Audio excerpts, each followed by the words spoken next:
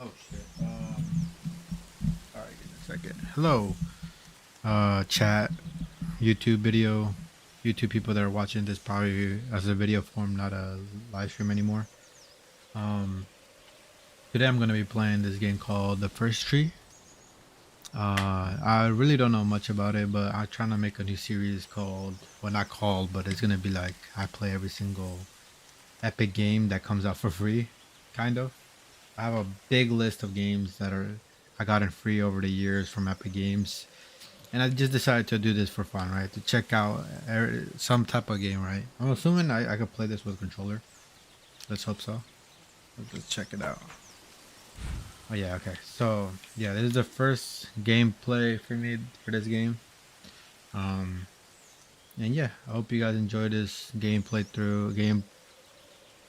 That's what it's called. Yeah, I'm gonna just do this, and then any VOD here is gonna be posted online in my um YouTube channel. I believe this is the YouTube channel I have. Let me check.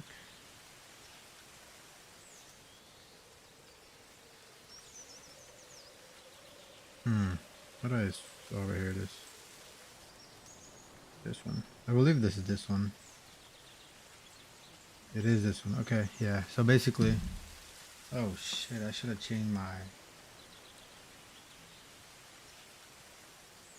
Hold on.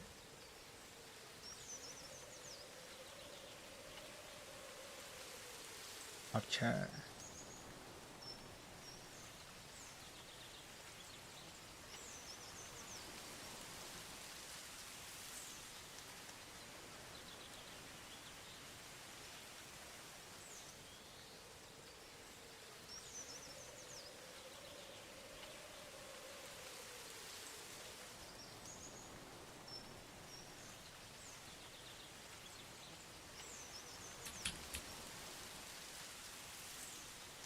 Um. Hello. Sorry. This game is basically about. It has two different stories.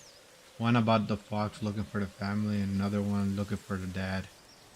But I haven't played it yet, so I'm gonna check it out soon enough. Hold on. Let me do something now.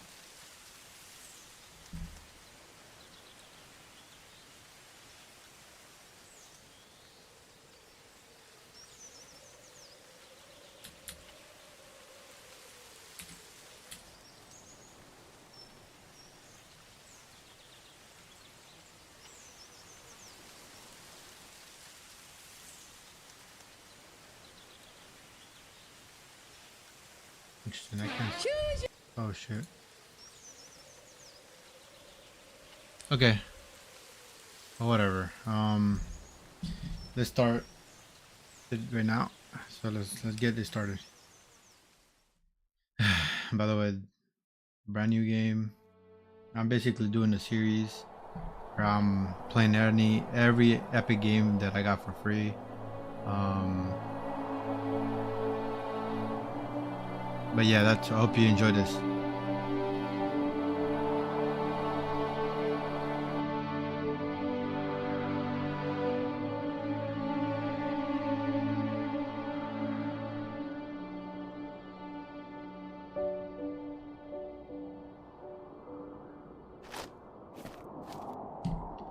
Alright, Are let's. you awake? I thought I heard you get up. Oh, that's Yeah, interesting. I'm awake. Sorry, I just can't sleep. Are you thinking about him? Damn. Yeah, a bit. Usually get back to sleep, my love. I'm fine. No, it's okay. But I What run. else is on your mind? Uh, I don't know, it seems weird, but I had one of the most vivid dreams of my life. I saw a fox on a snowy mountain, just looking confused and worried. it's a bit Those confusing. eyes. I can't. Hold on, before I keep going. Damn, I can't even change the volume in the game. Shit. Whatever. Get those eyes out I'll of my deal with it. head. She was running in the windy snow. Let me lower this for you guys. Hold on. There. Looking for something. I believe that should be low I think enough. it has to do with with you and what's been going on? I don't know. It was just a dream, Rachel. They're not meant to make sense. A lot's happened the past couple days, that's all. Well, if you're not going to sleep anyway, you should tell me. I want to hear. All right.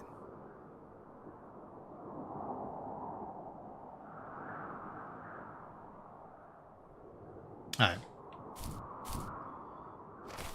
Damn. Alright, let's go. Where are we going?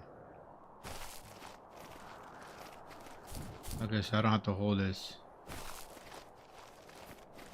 The real question is, why is the camera kind of like awkward? This is the most awkwardest like camera movement ever. But whatever. Yo, this hops is crazy though.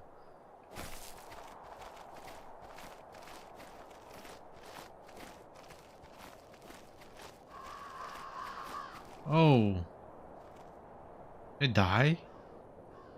So, not far from her home, she followed that path to something unexpected.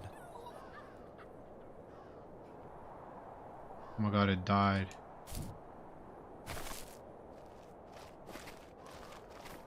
Okay. Interesting. She couldn't stay, though. She had to find her other 2 children. So she took that path. She followed it towards something ancient. Something with answers.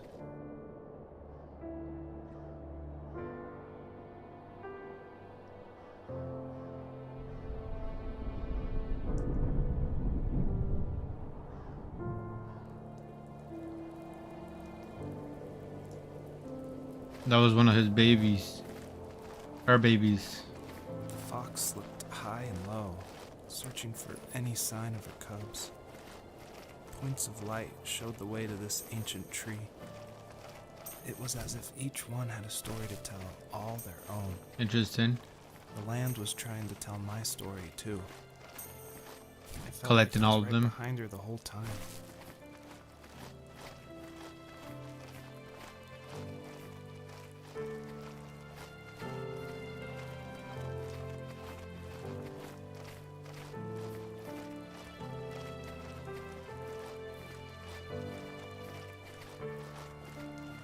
Not a bad looking game, to be honest with you. Movement of the cameras is weird, but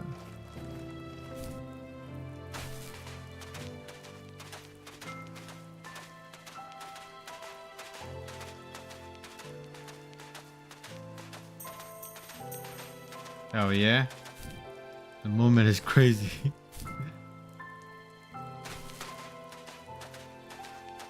I'm assuming I just have to follow this.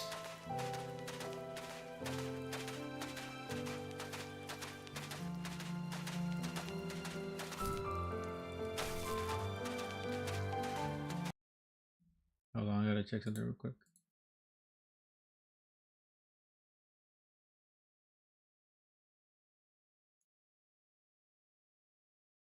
Bruh.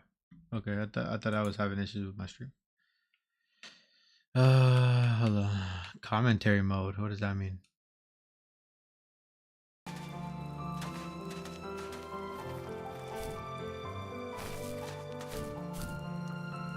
I just like how the hops. The hops is pretty cool. Alright, let's check this out. Oh, there's blood. Do you remember what my dad did for a living? Wasn't he like a lumberjack? That's one way of putting it. If wood was a canvas, and a carving knife was his paintbrush. Even after working a 50-hour week, even after his hands were splinters The and movement is skin, dead. he would bring home the nicest piece of Alaskan weeping cedar and make me toys. That wooden train was the first toy I can remember, and I loved it. I just knew from a young age I was going to be a lumberjack, like my father.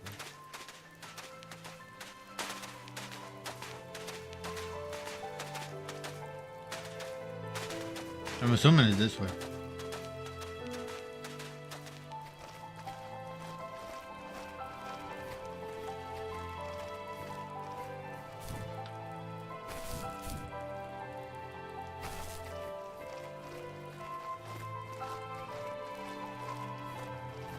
It's interesting right now.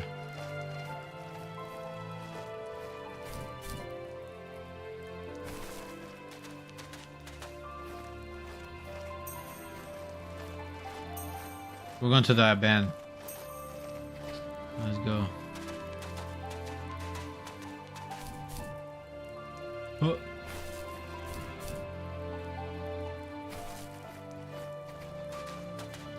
Fuck is that?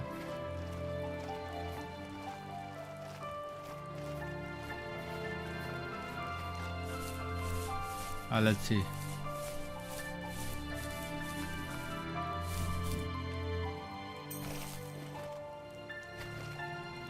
Very interesting. Let's keep going. Let's keep going.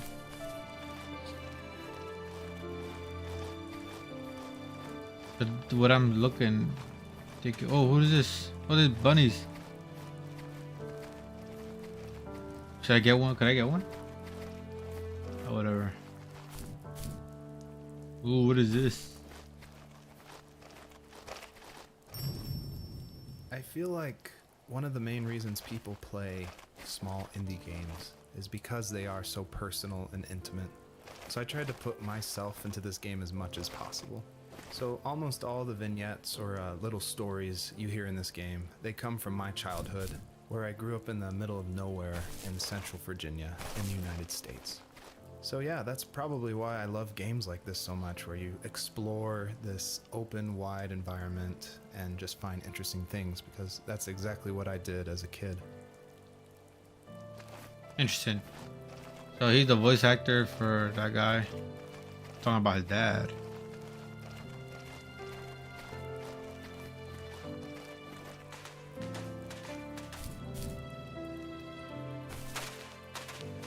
Double jump. Double jump. Hell yeah. Oh, let's see. Don't make me jump. Alright, ready? Ah, fuck. Good thing I don't have fall damage for. Keep going up. Let's keep going up. Let's get out of here.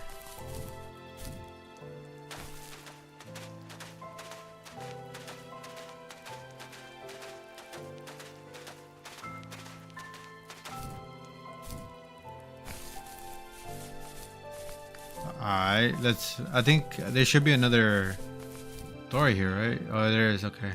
The question is, what is that to the left?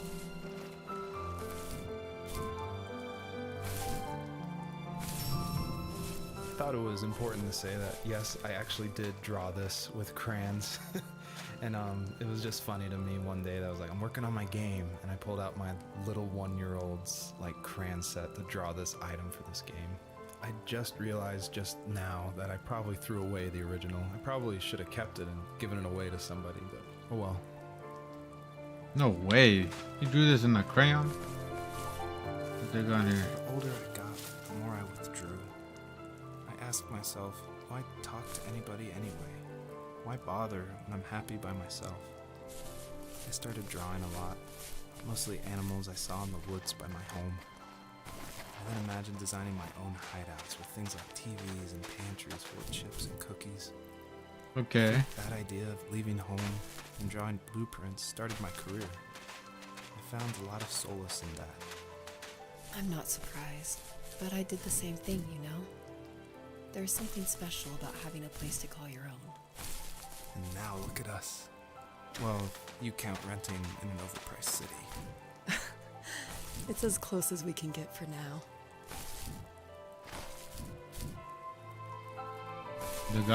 This thing has hops. Alright. So far, pretty good storyline, but not really like a story. More talking about video games as a, as a indie game, basically, right? Like he's talking about the process of making this game. Pretty good, pretty good. I'm not understanding the fox part, but that's about it. Let's keep going.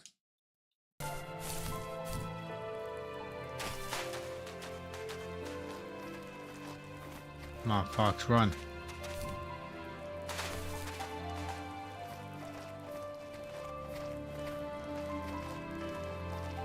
I swear there's something over here.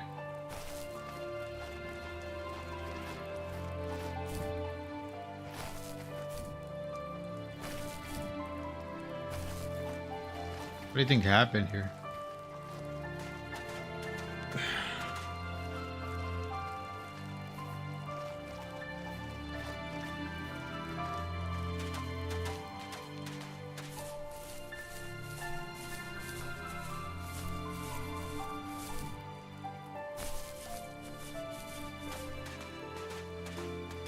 So much shit in here.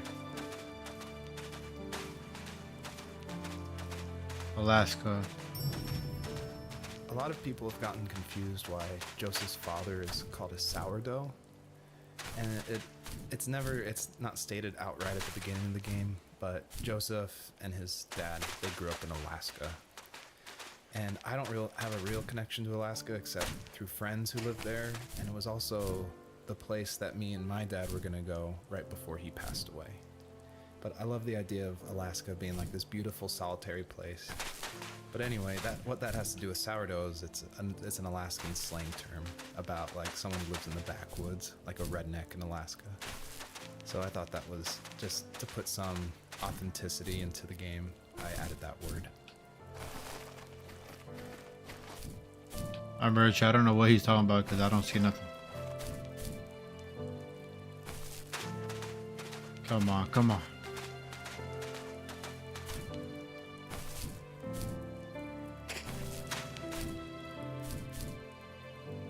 Damn.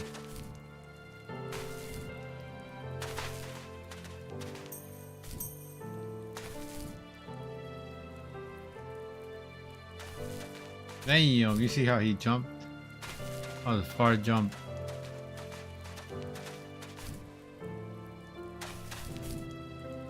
Okay. What's next? What's next? What item is next?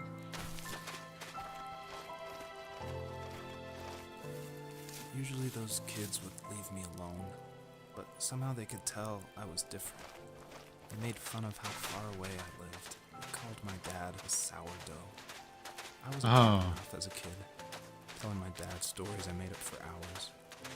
After that show and tell, I didn't tell him much anymore. He didn't know exactly what was wrong, but his best guess was that the toys he carved weren't cool enough. He carved me a tank and tried to tell me what it was like to be in a real tank as a serviceman. I didn't know your dad was in the military. Yeah, in the army. The sad thing is that I'd pretty much forgotten until just now. There's so much I still don't know about him. I'm sorry. He knows how much you love him. You're going to see him again soon and have some closure, I'm sure.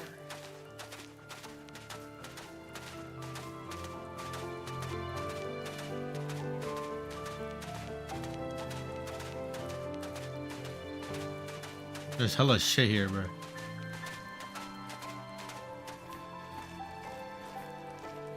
Like 3 things just showed up out of nowhere.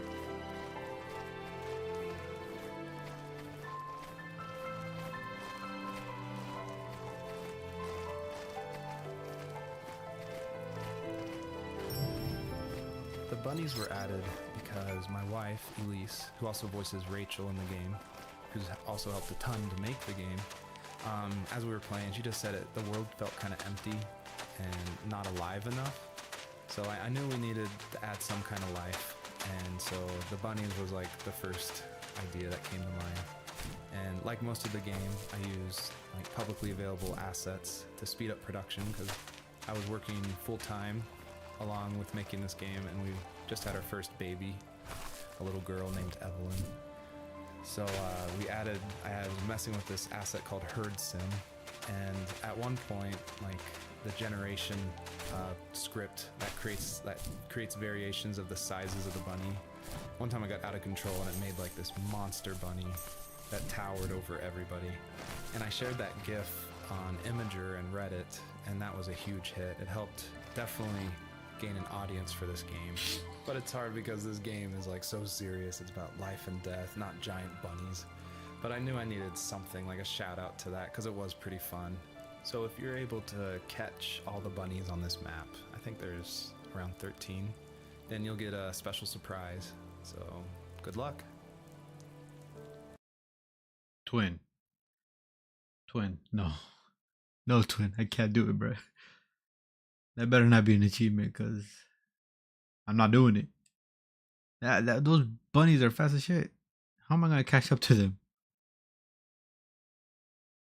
We'll see. We'll see.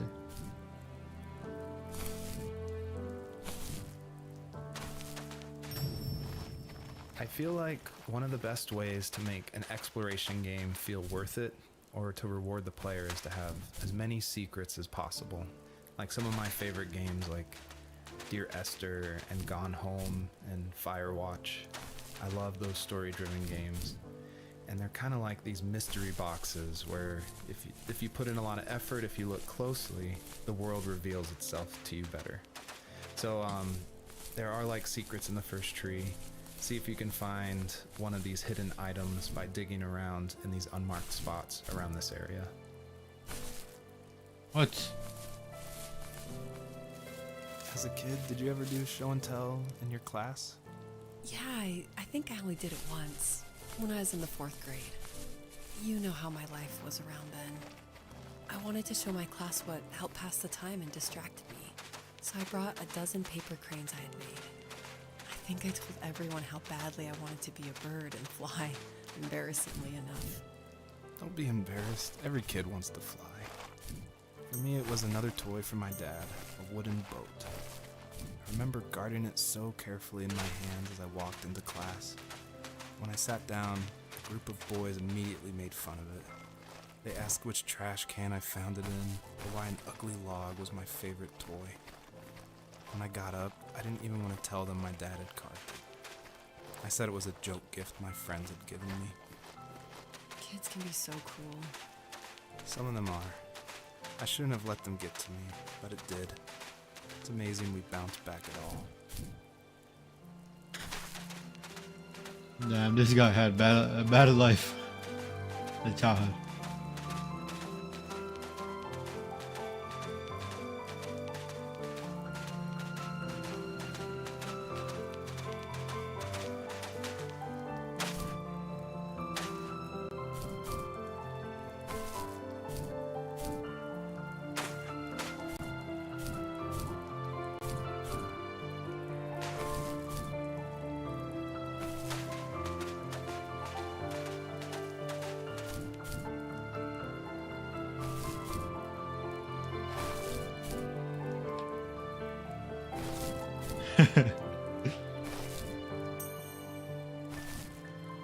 The fuck, there's more shit here.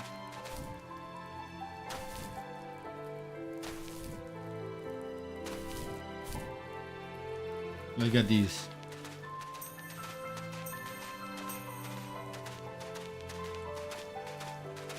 And on to the next one.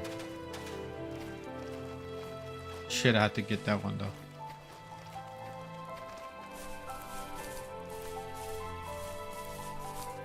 And after this, I think we go more to straight here.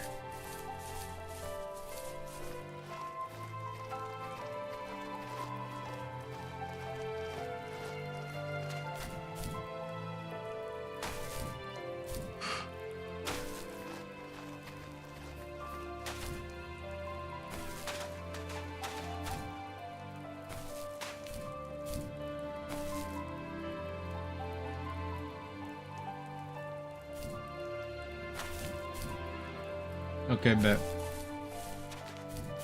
What the fuck is all the way over there? Oh my god.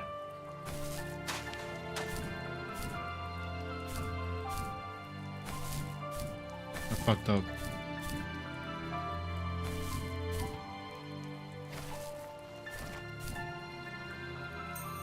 Hey. Boss man, there's no way you have something all the way over there, bro. Damn it. Alright, let's go all the way over there to see more. Oh, bunnies. Boom.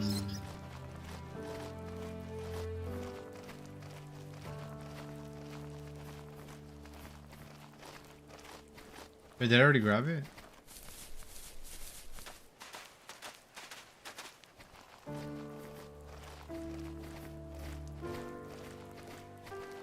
Ah, whatever. Let's go check that out. It should be over here. I just went over there, bruh. That's the crazy part.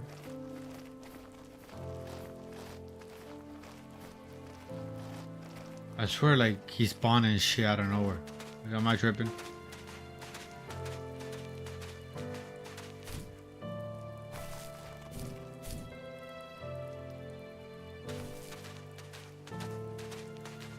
Alright.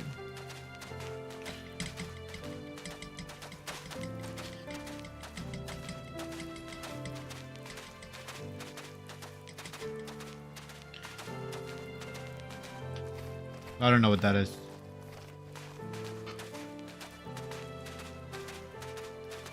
I'm gonna say I don't know what that is called. My fault.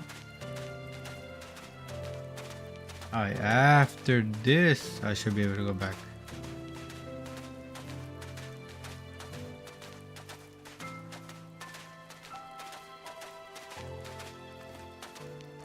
One day.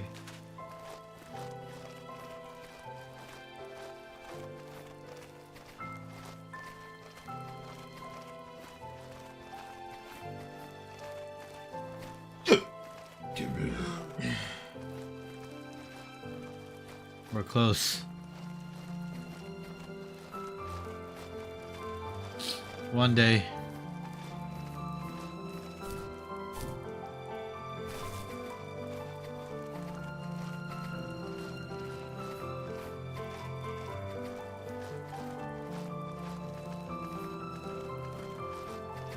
Sooner or later. Oh my god, where the fuck is that? Oh.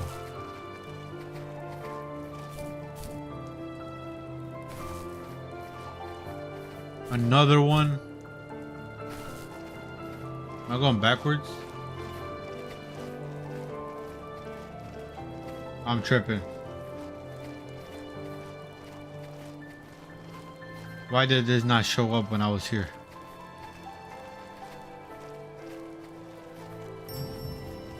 So it's usually at this point where people say something like, "This is not the kind of game I was expecting." And that happened a lot at PAX West when I showed it. We'd have little kids play it, but then they see a dead fox cub, or kit is technically the word, but cub sounds, I don't know, it sounds better. Like Wes Anderson uses it in Fantastic Mr. Fox, so I thought cub would be alright. But anyway, I think it is cub. having this game, I wanted it to be more serious. This game's based on dealing with the death of my father, which was the hardest thing that's ever happened to me and my family. Damn. But I don't want to talk about it here, and I didn't want to talk about it with anybody really to this day still. It's very personal.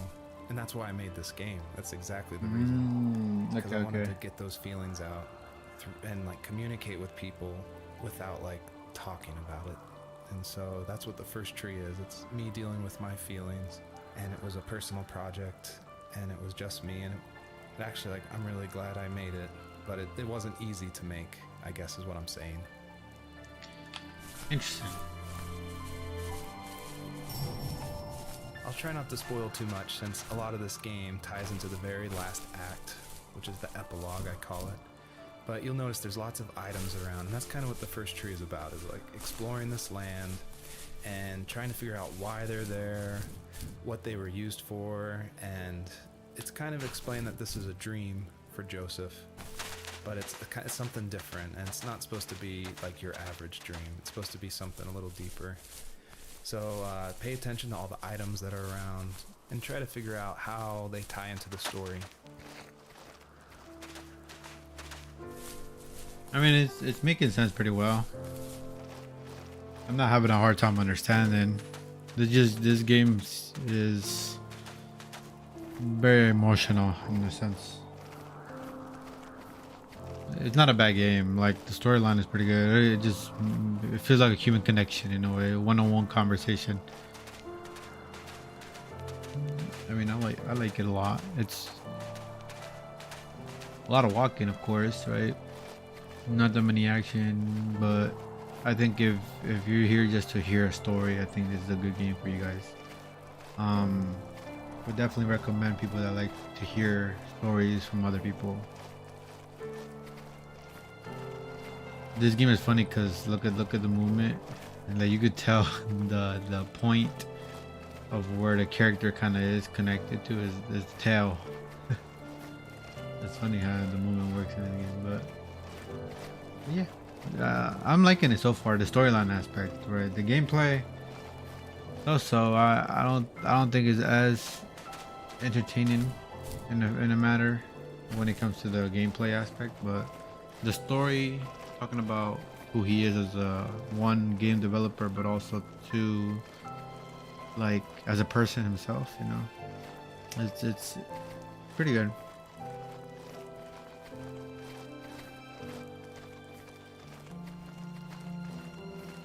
That's why I said I recommend anyone that likes storytelling, not too deep in the gameplay, but storytelling aspects, you know. I think this would suit you very well. Let's go. I'm very rich. I wouldn't understand why you would use walk in this game though. I got no reason to use walk in this game. Whatever though. Because even the running is slow, so I can't imagine going walking from one destination to the other. This game feels like a dream. This definitely feels like a dream. So he's not wrong when he says this is just a dream for a guy. Like, that's understandable. That's how it feels like right now to me. Like a dream that you never don't want to really wake up to from. I mean, but because of the fact that you're like enjoying being in a dream, but also knowing how you have to wake up because not every good thing lasts, you know. And I think that suits this like game because, you know, he talks about his father dying and how he's grieving about it, and this is the best way to show his emotions about it. Pretty good, pretty good. Right, let's keep going. Finally made it across. Come on, don't start playing with me, bro. Come on. Let's get her going.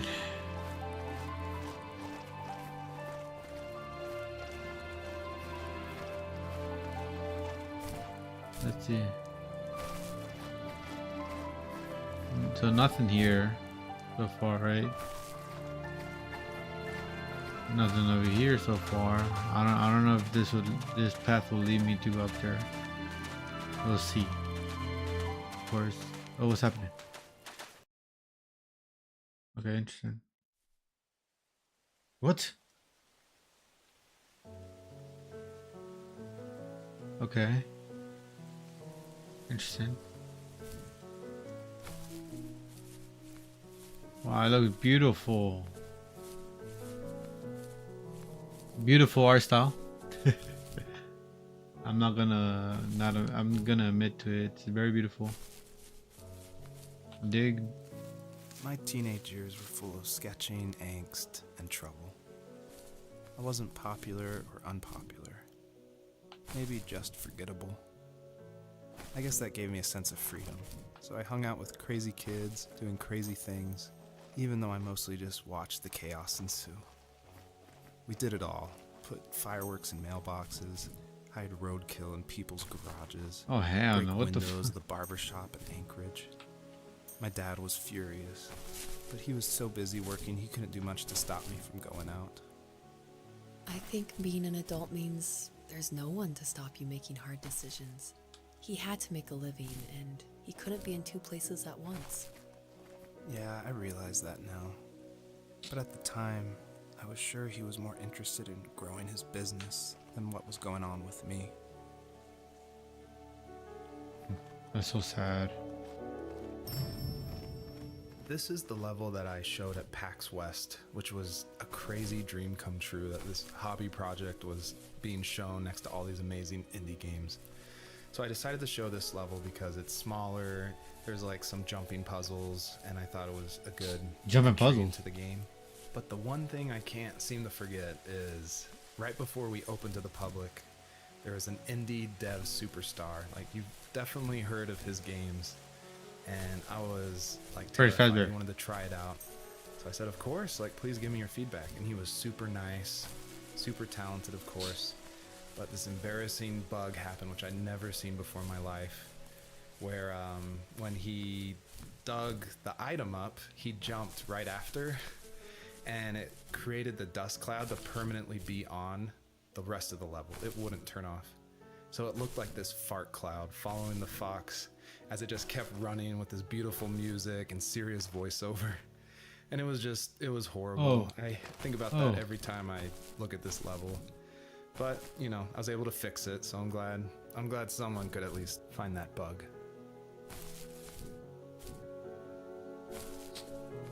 Oh shit. Is it here? Oh, it's just here.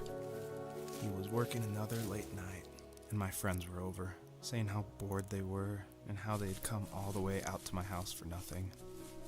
One of them That's so mentioned fucked how up. that old, ugly beyond belief truck was still in the garage, and how we should take it for a spin.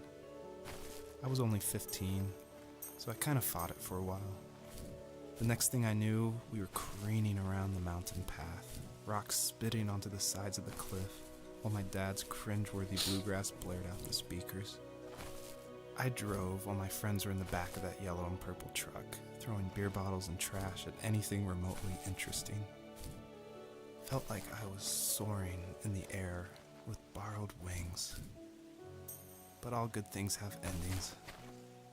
A cop outside of Eagle River pulled us over after he saw us in a bottle rocket into someone's yard. No fucking way. What followed was a long night of talking to disappointed adults and feeling smaller than ever.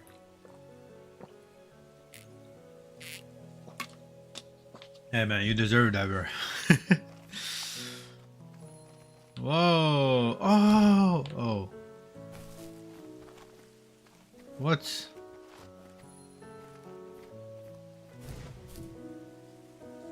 What is that for? Okay, I'm gonna probably find out soon, but I need to keep looking. Ah, let's see, jumping. I always wanted this game to be very meditative and relaxing, but I know there's a balance between keeping the player's interest. So I added this butterfly jumping mechanic just to like spice things up. I used a plugin called Playmaker for Unity, which in a visual editor lets you do interactive things, which is perfect for me because I do come from a film and design background. But on the flip side, I really wish I was good at code, because this jumping mechanic, the jumping mechanic in the whole game actually has frustrated a lot of players. But hopefully I've been able to fine tune it, so it should feel a lot better now. I would just hate that this meditative game would get frustrating, so I've definitely I've lowered the gravity, I've made the jumps more consistent, so hopefully people can just focus on the world and the story. You didn't know, but I'm a gamer. Oh, he said. Oh, that makes sense. He's saying he put that for people that don't know how to do this shit. Right here, look, watch this. They don't know how to do that. I'm godly at this game, bro. You see that? Gamer right here, you know, gamer. Let's see this. Ready? Boom, boom, boom, boom, boom. Okay, okay. I guess go down. Gamer right here. Boom, boom. You see? Oof, good gamer. Alright. Let's see this world. Oh shit. Alright, so what we gonna do is go to the left. Right here first. So you get whatever that is over here to the left. Or is there something over here I wanna see? Oh, it's the butterflies, the butterflies. I thought they were gonna follow me. I thought that would have been so cool. I love, you see? Oof. Oh, I would need that for this. Never mind. I think. Whatever. Let's go check this out first. I think this is a digging one. I mean, it is a digging one. What am I talking about? After he drove me home from the police station, I blew up at him, saying how I never wanted to be like him, how I was gonna be someone and leave that hick icebox for good. He just Oh, looked forward at the road with tired eyes. I took out that bluegrass tape from the cassette deck and chucked it out the window. In my sage teenage wisdom, I thought I proved the ultimate point. But my dad had a different idea. He slammed the brakes, slowly bowed his head while gripping the steering wheel, and finally looked at me. All he said, like it was a polite request, was, "Make this right." I sat there in silence, fuming, but I eventually got out and combed every square inch of the woods, muttering profanity after profanity. I found it 30 minutes later, near a small waterfall off the road. I went back to the truck, put the wet tape back in, and sure enough, it worked. We didn't speak another word to each other the rest of the night. Wow, I knew you were a crazy teenager, but It's hard to believe, isn't it? It surprises me too. It's like I didn't really know who that kid was back then. I bet my dad thought the same thing over and over. It's almost like he was saying, "Make this right," to himself, more than to me. that right there is beautiful. Look, man, this game doesn't have action. This game doesn't have too many puzzles. What this game does have is storytelling, and it's very, very good. I could admit the graphics are beautiful. Everything. I don't want to keep repeating myself about how good of a game this is actually, especially if you like indie games in general. Like I said, it's not really like action packed, nothing boom boom boom boom such a situation, but it is something that I feel like if you like story or you like hearing about people's perspectives in life, good game right here. Recommend. Let's keep going. My biggest hope for the players that are playing is that they realize how similar these two parallel stories are, of this fox looking for her missing cubs, and also of this son reconnecting with his father. Yep, yep. And so I try to add little touches in the voiceover and in the environment to help draw those parallels, even if they seem totally dissimilar. A big example is the truck, for instance, that Joseph grew up with. It's purple and yellow like the butterflies for this fox. So I tried to add as many touches like that throughout the story as possible. Hey. Yeah, like I said, you see? Now let's go check this out right here.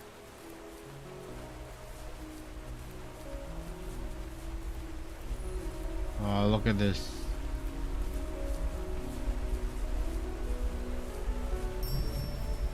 You may have noticed there's a little pond here, and believe it or not, Oh, for real? I tried everything I could to get swimming working in this game, and I just could not do it, unfortunately. And so all the water in this game you can just stand in, which is, it still like bums me out, but the systems were not working, it was buggy. So I just had to throw it out, which, you know, I think it's okay. Like, I wish it was there, but again, the focus of this game is on the story. Yes, it is. Close enough, I guess.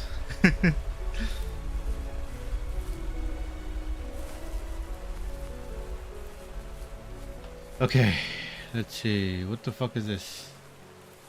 There a butterfly close by.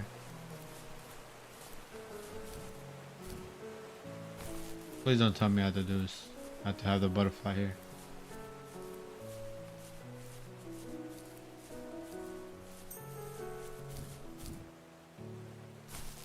Sure. Sure. I can't do the 1, 2. Oh, you want me to do...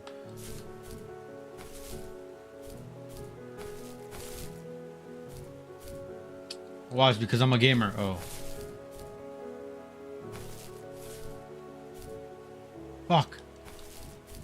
Watch this.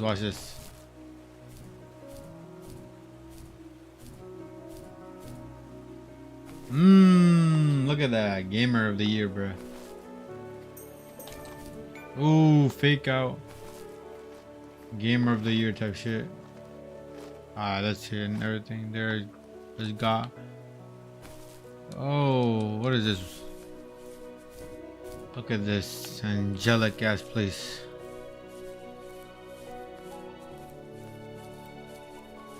Let's see.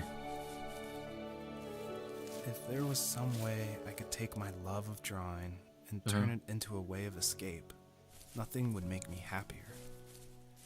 I wanted to create instead of tearing trees down.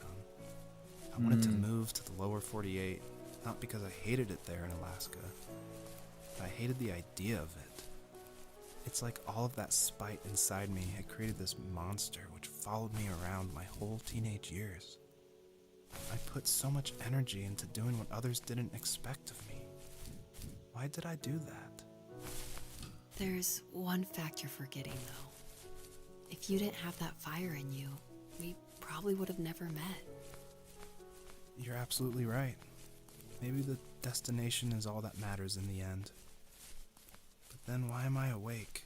Why am I seeing this fox go on her journey? And why can't I stop thinking about my dad?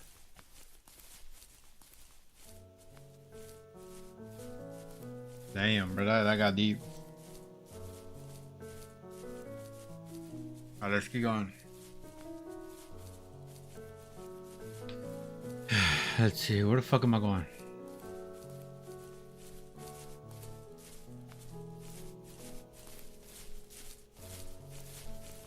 Nothing over here, so let's go check this out. Come on, come on, come on, come on, come on, come on, come on.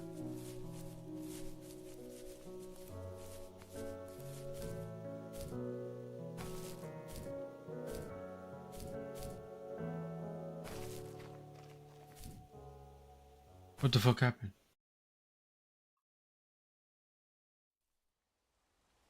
Okay. Second world.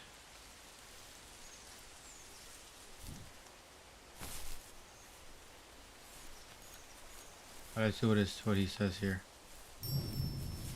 I did want to do something a little different with this level. I wanted it to be more open world feel, and that there was something blocking your progress, so it did encourage people to look closely and see how to unlock this blocked way. And I do like just walking around this level and listening to the beautiful music by Josh Kramer. His work really sets the mood for the whole game. Sir. Sir, please. Do not block this game from me, bro. Please. Ah, whatever. Let's see what it says. Storytelling 101. Almost all stories follow the same kind of structure. And it starts with an inciting event, and then there's rising action, and then there's a climax, and then there's falling action. And it's actually really difficult to make an interesting story where you only hear these two people talking, and it's spoken through a dream that's already happened. And the most of the action is about this animal that isn't directly related to this couple at all. So I don't know what I was thinking, but my hope was that it would create some interesting things and connections that I didn't see before. And that was kind of the whole exercise of making the first tree.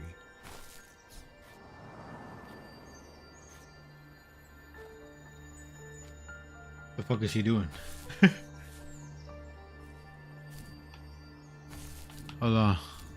Okay. Nothing over there.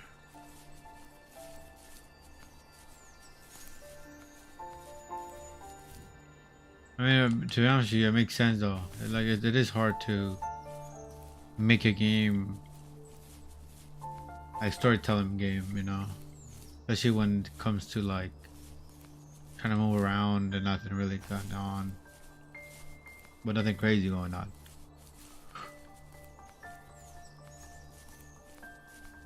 I remember Rich, I assumed that he thinks I wasn't gonna go look around though, so too bad. I'm gonna look around. I gotta listen to everything.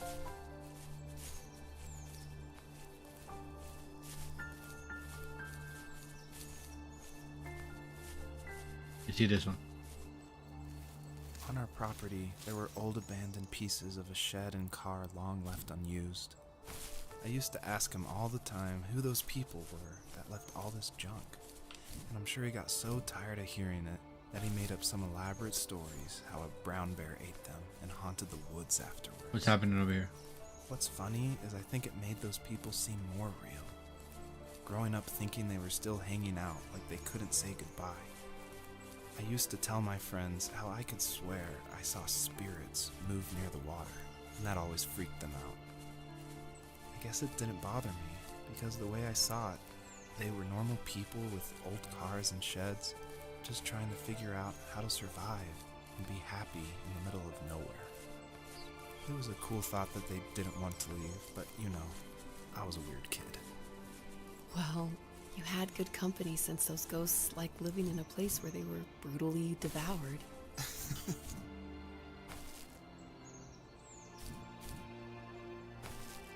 Making fun of you, bruh. No, play. Oh my god, I thought I was gonna make that shit. I was gonna be like, what the hell? No! Son of a gun. I'm stuck. I have to go back there again?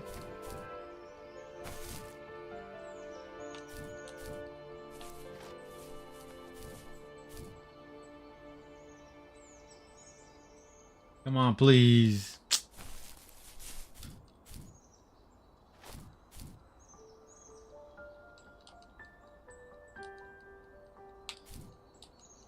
Alright. Come on.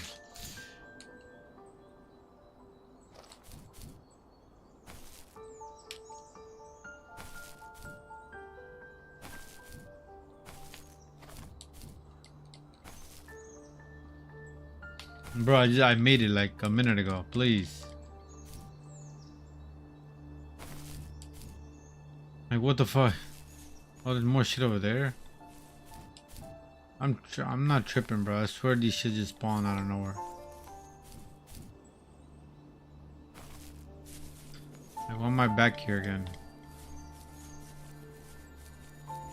That's another one.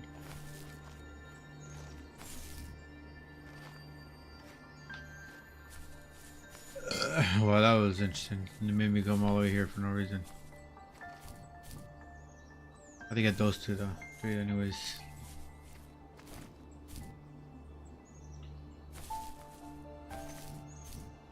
I like this like gameplay now.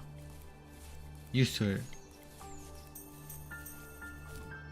I like how the shit jumps.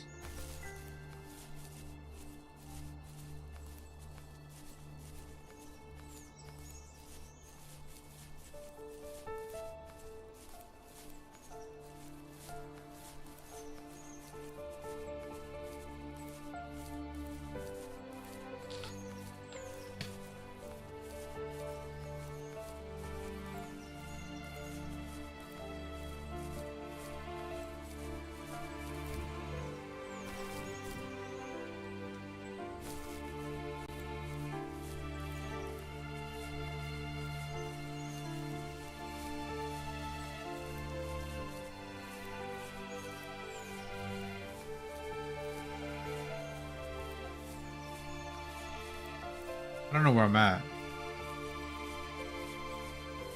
Oh, I'm in a big.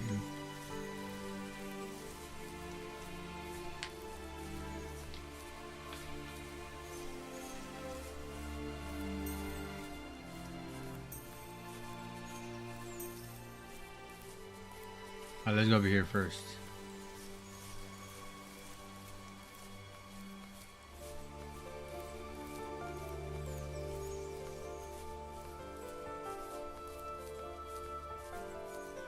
As far as a bitch.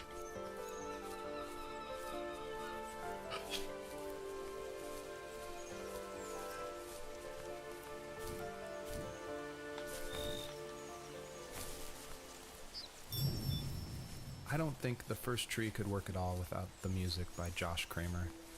And his music, it's actually publicly available to license, and so it was affordable for me since this was a hobby project. And it's something I like to tell new indie developers all the time, like, you can't afford that composer, you can't afford a full-time programmer, you need to cut corners and finish your game, and the way to do that is to use these amazing publicly available assets that anyone can purchase and license.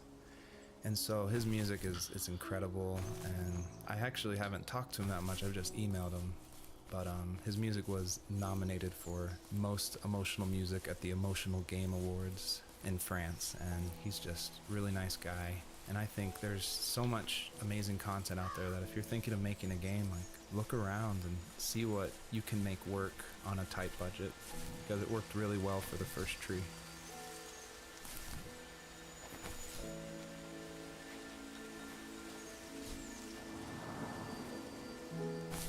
Fuck. I had to come back here, by the way. Where the fuck is this here? Even at my most distant, at the times when I detested him the most, he kept reaching out. For a year straight, he asked me every week when we were going camping.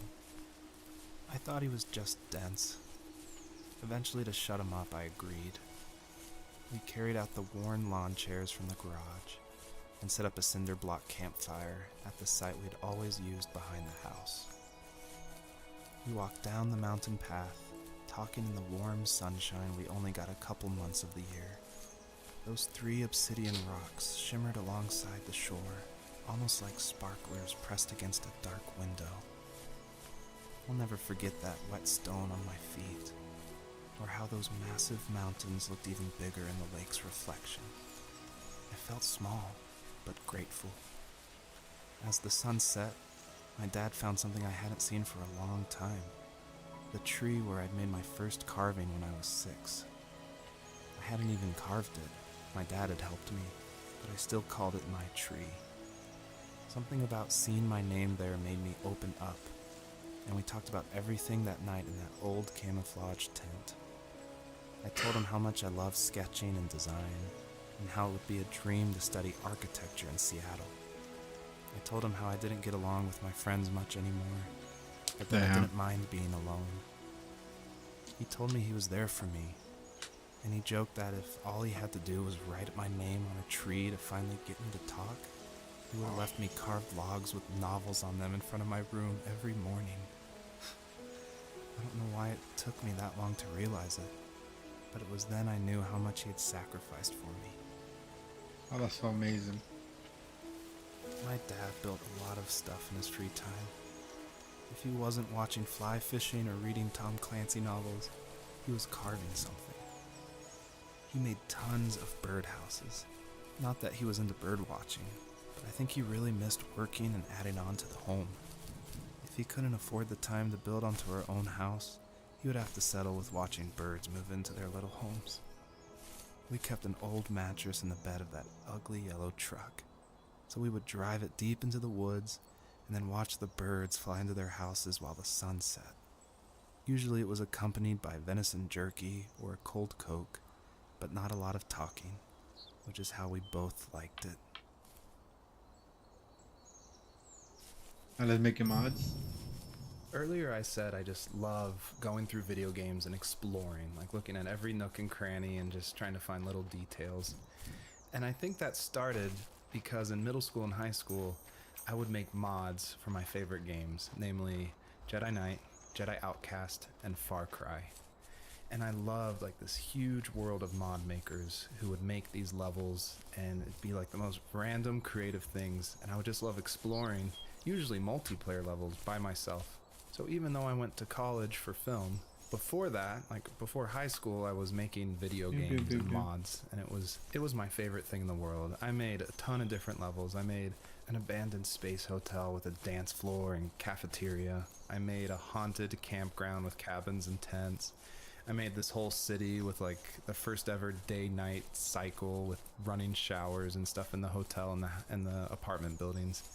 And I just loved making those mods, and I think that carries over to my game, The First Tree, and also the one before that, Home is Where One Starts, which is it's exploration. You're just looking around and appreciating the details.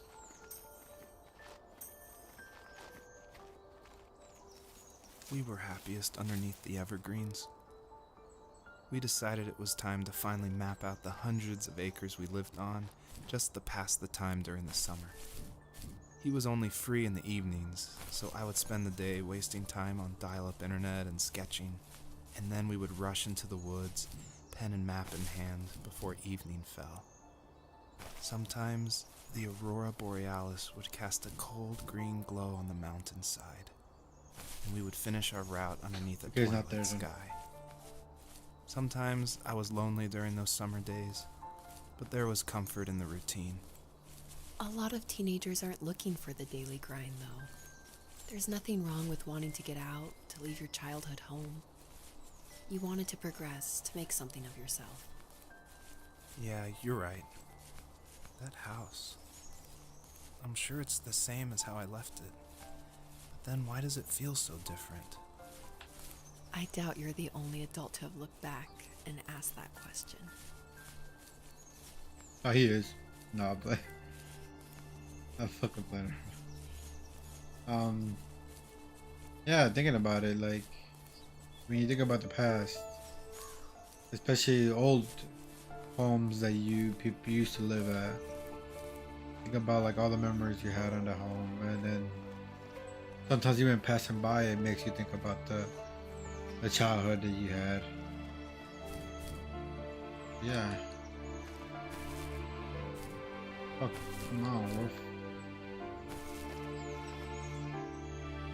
Okay, well, that's fucking great.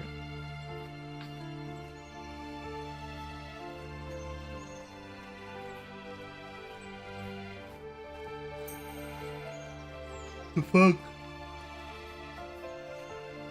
The fuck?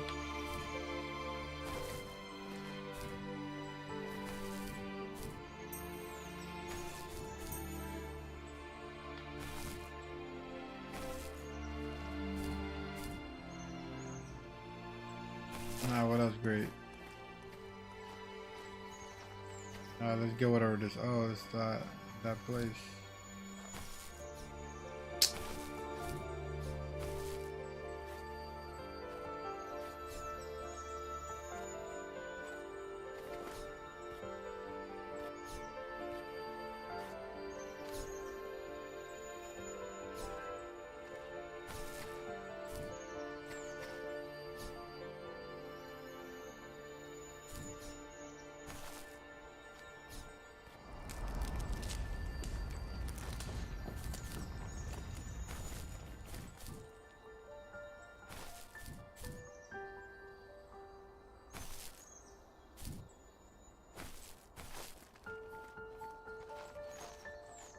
Let's get this butterfly to see if we get up.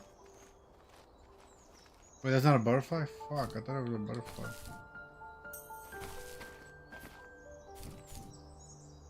Oh, never mind. No, I'm good. I'm good. I'm good.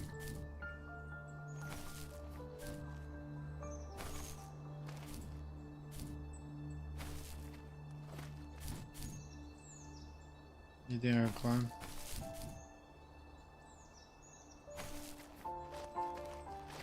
Yeah, probably. Ah, fuck it. Let's go around though. So we did that. Now time to go back home. Well, not home, but over here. Come on.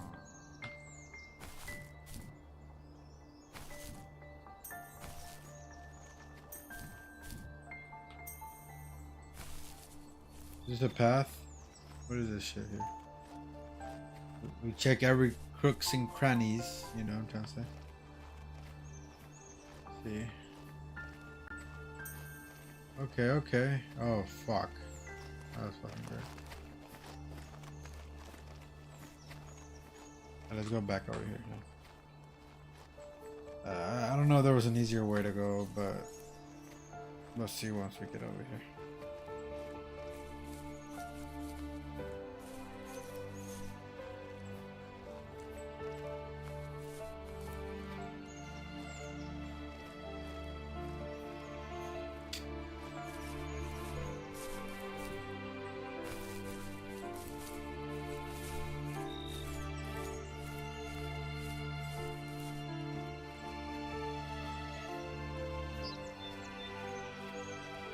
If there was an easier way, I'm gonna be mad.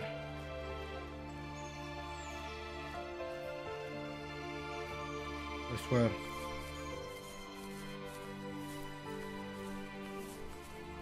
Oh, where the fuck am I? This is not the same place. I see it.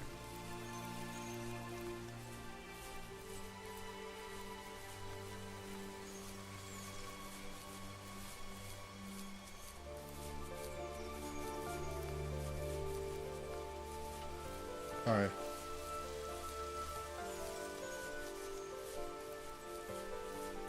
It should be over here.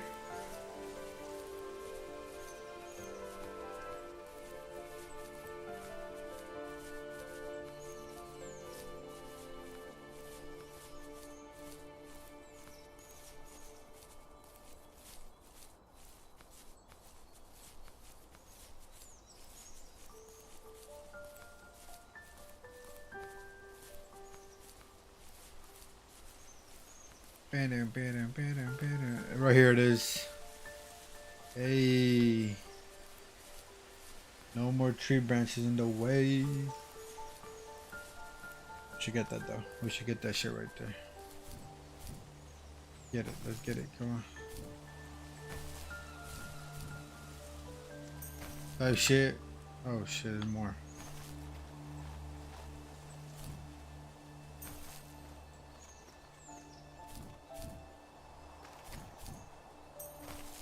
Type shit. Oh, let's keep going. The perpetrator stood nearby, What the unfazed, fuck is that? like nothing was wrong. My dad is dead. and What he's the never coming another back, one? Rachel.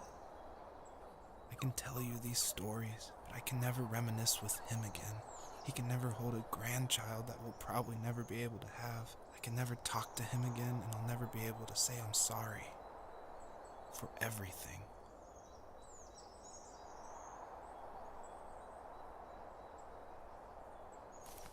Oh, this got deep.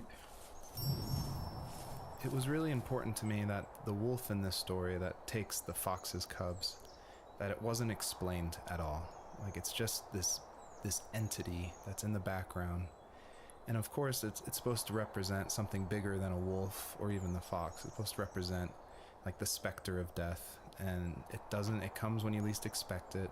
There's no justification. He's just Yes. there, always watching. That is true.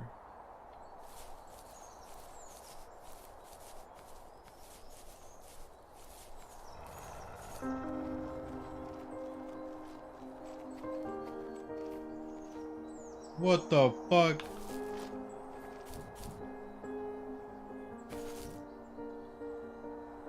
No. No. No. I meant to catch all of them. I swear I'm gonna catch all of them.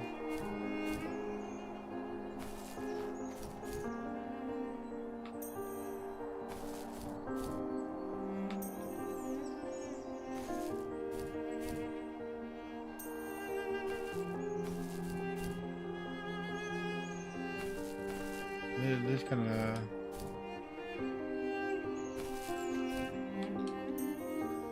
This jump is kind of insane, though. I ain't gonna lie to you. Even for an animal. Wee.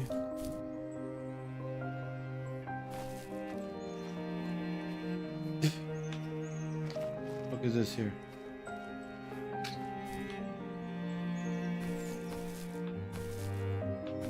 Yeah, you didn't think I was gonna find you, huh?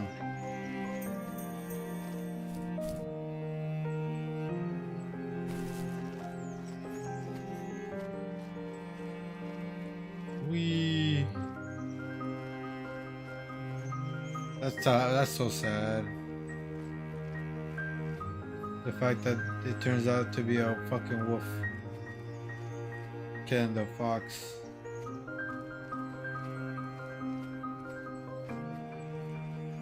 The ongoing downhill of a person when they find out that their family member dies, someone that they really love dies. And this is how the wolf feels. I mean, the fox feels.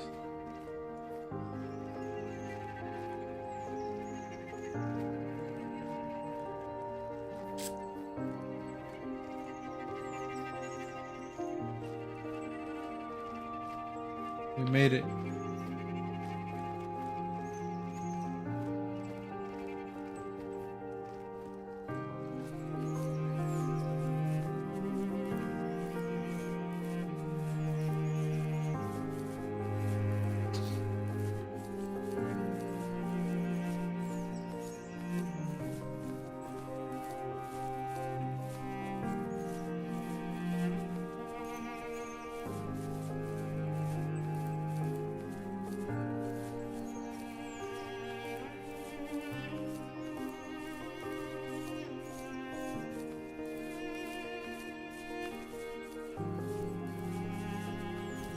Damn, where am I going?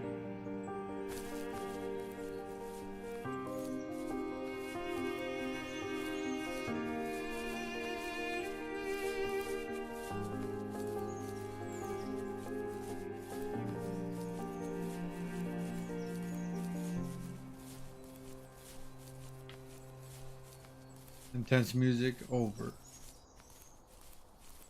Let's check this out though, because I don't know what that is. Fucking long ass walk, bro. Felt like I was walking non-stop, bro. Let's dig over here. I need to go to bed. I just can't talk about this anymore. Good night. Night. Fuck you going to sleep for? No, I'm fine. Bro, when I go to sleep bad, like you don't got work. Damn, bitch, I came from over there. Hold on, before I keep going over here, let me check over here. There might be something hidden here. Let's check.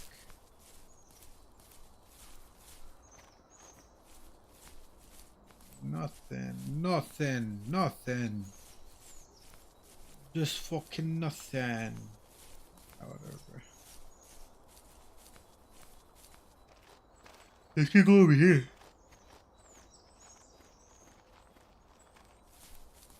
I bet. Next step. Whoa, what the fuck? Beautiful. Let's go. Joseph, you can't go to sleep feeling like this. Ma'am, I can't go to sleep feeling like that, first of all. Don't tell me what to do. Not playing. How am I feeling right now? Let's see. Good story still. Good way to talk about death being a mystery creature without no understanding of what it is or why it did it, you know, because as death is, it just comes out of nowhere unexpectedly, right? No one understands it. No one understands why it happened. Well, you understand why someone dies, right? There's always an explanation of how they died, but never like, I guess, how do I explain it? Why this early, or why did this happen now, right? When you think about death, you don't think about any of that situation, right? When especially if you never experienced that before, like in your family, I mean, not you, right? Of course, because you're still alive, right? But like I said, this is the best way to explain death and how someone grieves about their own family member dying and stuff like that. So let's keep going. I'm sorry for everything, and I know you need space, but I'm here for you. You don't need to feel so lost. Joseph, have I ever told you what my mother was like?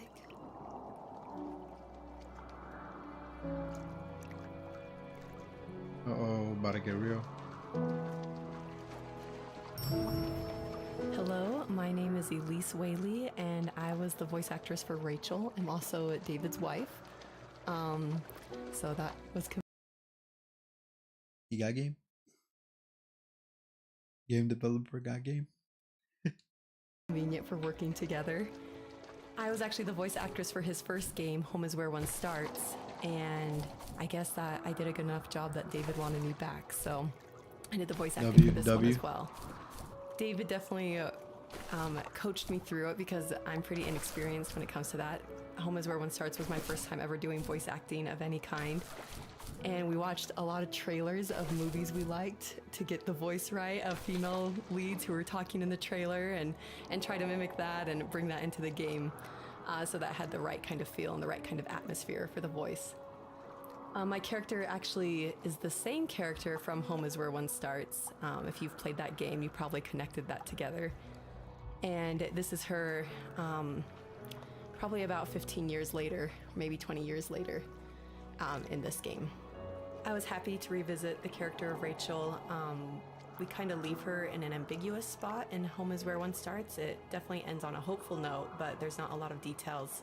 And in this game, you see that she's able to move on through a lot of her issues that she had from her abusive home and be able to start her own family and start a new cycle without that abuse, which I think is really inspiring.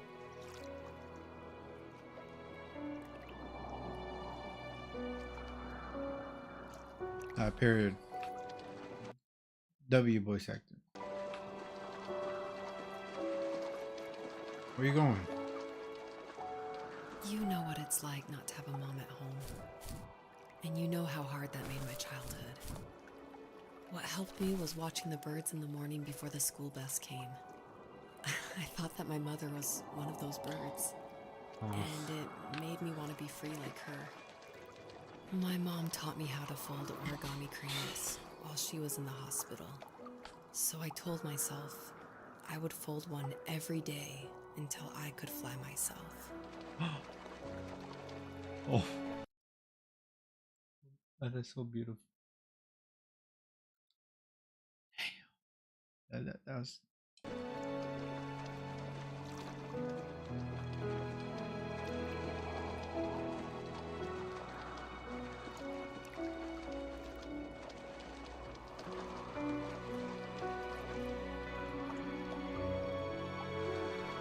I think we both have always loved animals, and for me that love started with a dog. Sometimes this Rottweiler would come up to our property line and wait at the fence for me, but only once in a while. I was sure to check every day immediately after school, and it usually ended in disappointment. I would even steal money from my passed-out dad just so I could buy these off-brand dog biscuits. Even when she did stop by, she never went beyond the fence. Why was she so scared? I don't know.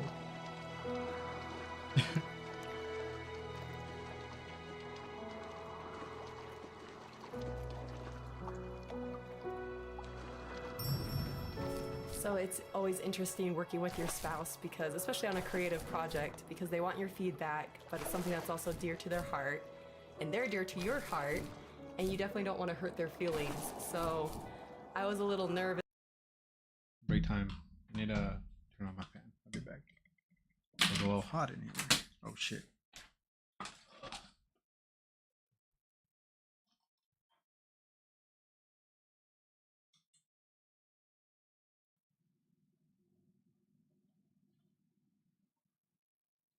Okay. Not too far. Oh my balls. Oh my balls. Sorry, I didn't mean you guys to hear that. Let's get her going. This when David asked me, he had finally finished writing the script, and he asked me to go over it and see what I thought. And I had minored in English. I majored in art, but I minored in English, so I felt like I had a little bit of experience. But I was definitely like a little scared because you don't want to be too harsh, but you also want to be honest. And it was the biggest relief when I read the script, and I was like, oh, good. My husband's a good writer. I don't have to change that much about this, just a few like grammatical things. Dead.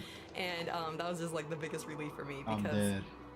it can be a tricky balance working with your spouse and Yes, making yes. sure that that honesty is there, but also that love and the support is there as well.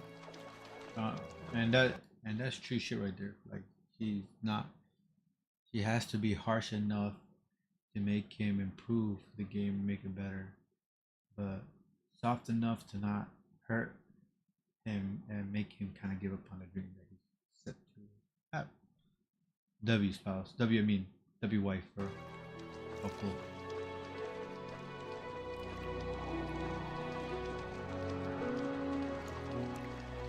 I think my dad was the opposite of your dad in almost every way, except he was in the military as well. He coped with alcohol of every kind. The trailer started falling apart, he got angry, and I withdrew. More and more I became the weird, quiet kid who made lots of origami birds and carried dog biscuits around. I think we were pretty similar when it came to being the weird kids. And that same sincerity in college was one of the reasons I was so drawn to you.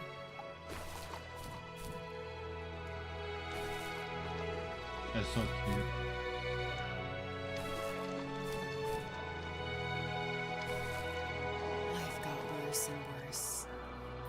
point, I really didn't think I could survive another day with my soul still intact. I had no real friends, let alone neighbors, since we lived in the middle of nowhere. I should have talked to my teacher, but I was scared what he would do if he found out. As I waited for the school bus one morning, I walked around until I found something in an abandoned shed. Something I can't put into words.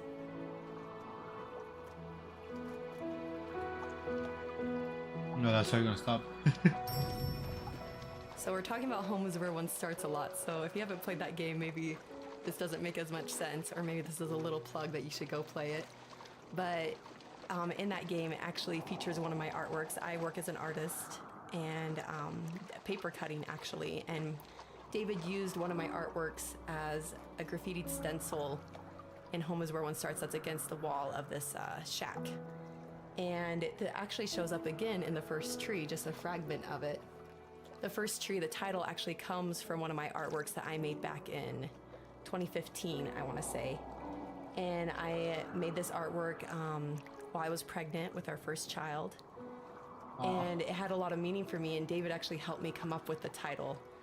And he asked, because I was really struggling, I was like, I have no idea what to call this, and I always go to David for title ideas and to bounce ideas off of him, and that's like the only way I can ever come up with a title is by talking with him. So we were talking back and forth and looking at this artwork, and he said, well, what kind of like movies or shows were you watching while you're making the artwork? Because my work's pretty tedious, so sometimes I'll watch a show or do some Netflix binging while I'm creating it. And I was like, oh, I actually watched Tree of Life a ton. And then we're like, Tree of Life. And we started thinking more about that, and then arrived at the first tree. So it started off as one of my artworks and then became a part of David's art, which I think is really cool that we were able to share that title. Bro took her shit. No, but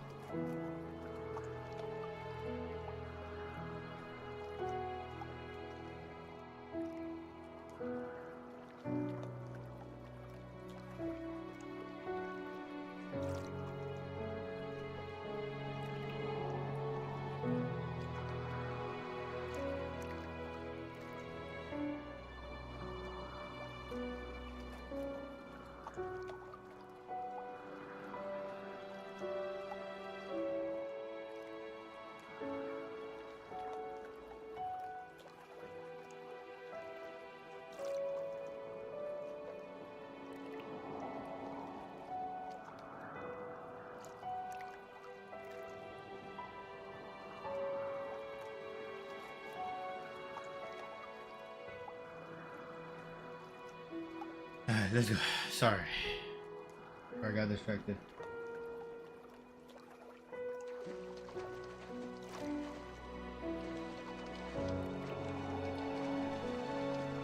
Run away. I summoned courage I didn't know I had, and I broke into my dad's room and found the key to the shed where he had locked my bike. I'll never forget that feeling, as the wind rushing by my ears as the sun rose over fields of wheat. I was flying for the first time. Oh yes. I biked as far as my legs could take me until I found a house that felt friendly, and that felt like home. Those strangers helped me in so many ways. And if it wasn't for them, I wouldn't have found my foster family. And if it wasn't for my parents, I wouldn't have met you.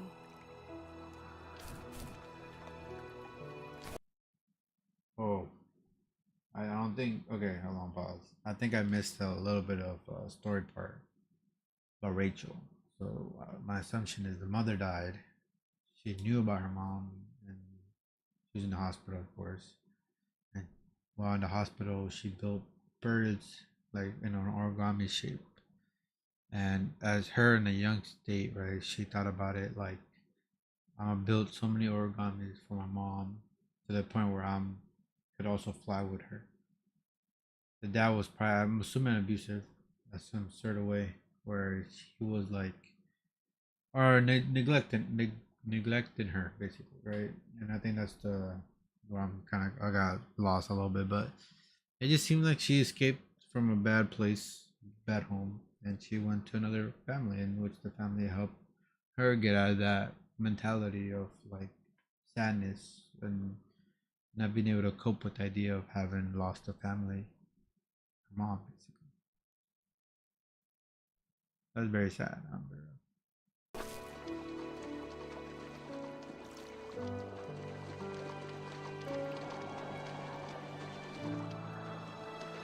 What the hell?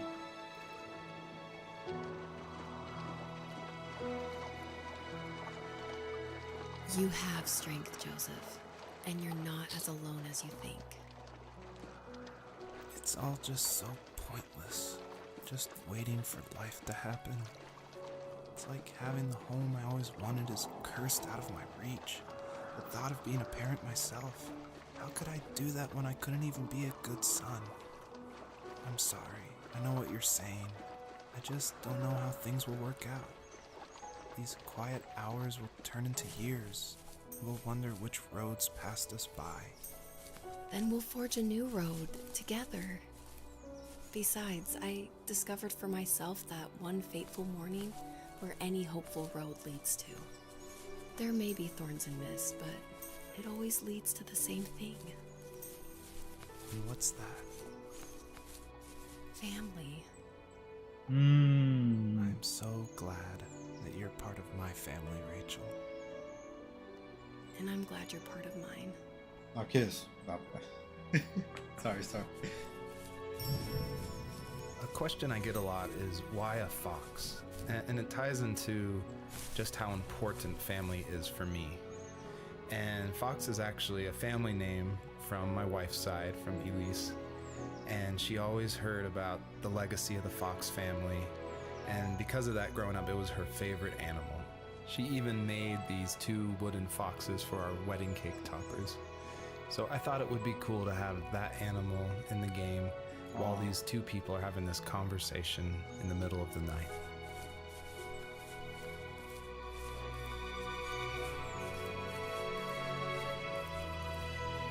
Whoa.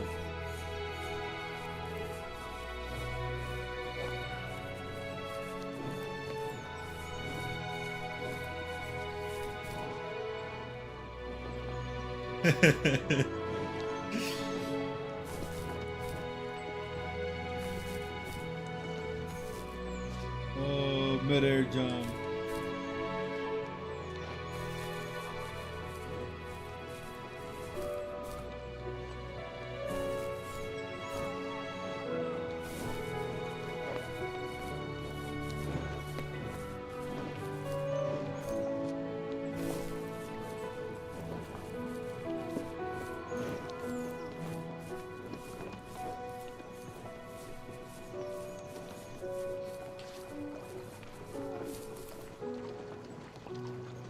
So beautiful, by the way.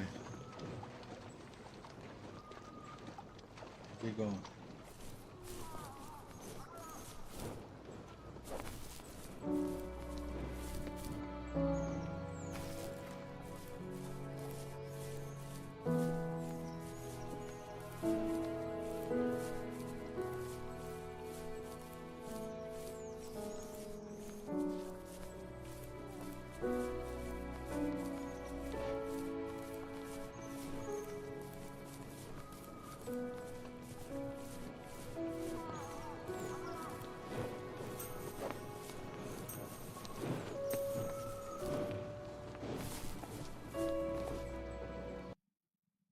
I thought about it right now, thinking about how this kind of correlates to Rachel and I forgot his name. Um, life as well, with the dream being the fact that the fox is kind of like desperate to find the cubs, right? It's the same way as someone that's weaving with the idea of like they're looking for an answer. I don't know why I said it like that, by the way. They're looking for an answer of why or what they could have done differently before someone died, and that's basically what it feels like to me. Where the fox represents the idea of like looking for an answer, trying to figure out what they could have done or what changed or basically like why, the desperation of finding an answer, and that's what it is. That's kind of what it feels like when it for the fox to be looking for the cubs, where he's the fox is kind of confused as well, where the idea of like why the cubs disappeared and why they were like far away from him.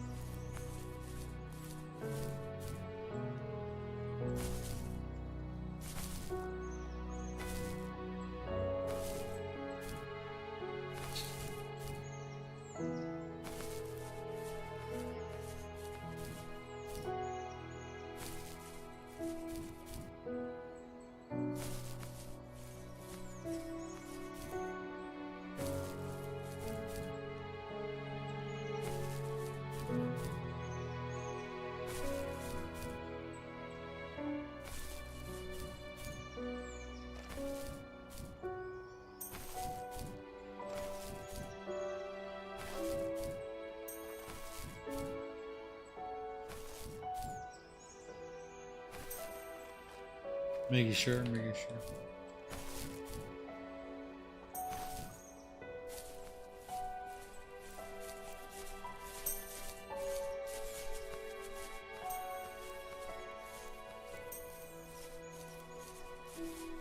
Okay, okay.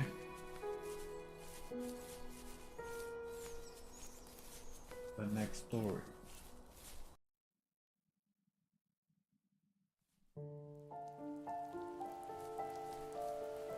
Oh, The fox knew her last cub would be waiting for her at the first tree.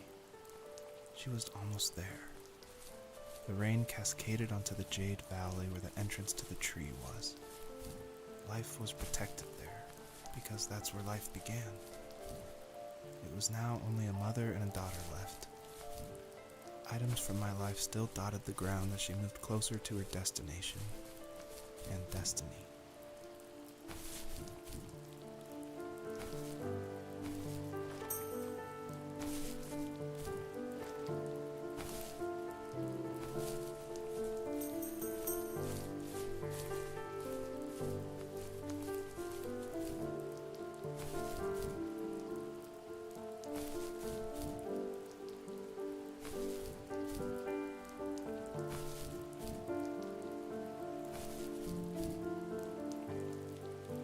sorry, I was just checking the shit over there.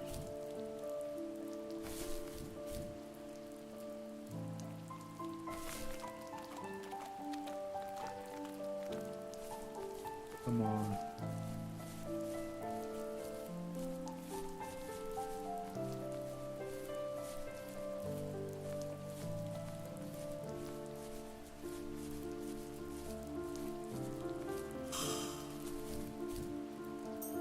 Hell yeah.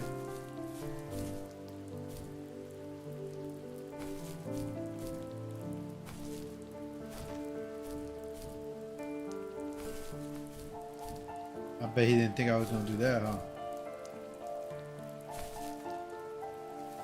At the end of high school, I felt something I hadn't felt in a long time. Drive. I looked into the best architecture schools on the West Coast and got a dose of reality when looking at other students' portfolios and the high cost of tuition. I still wanted to be something, to be the next Alvaro Siza, and to make those thousands of sketches worth something in my grand history. But now even an internship sounds impossible. Siza helped me understand how essential emotion is in architecture.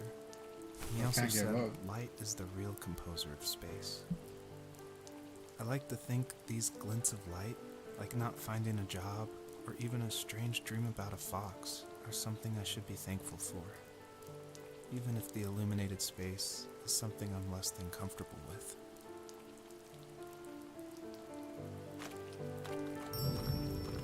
Usually what catches people's attention of the first tree is the visuals, of course.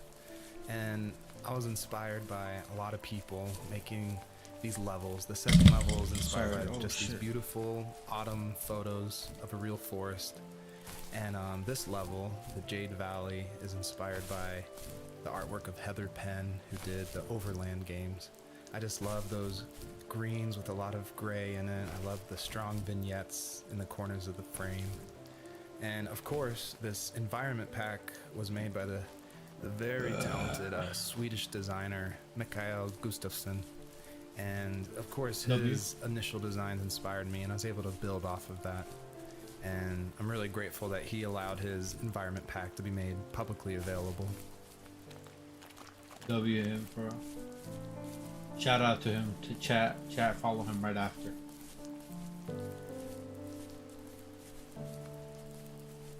Alright, let's continue. Oh my god, look at this beautiful field. Oh my god, that's so beautiful.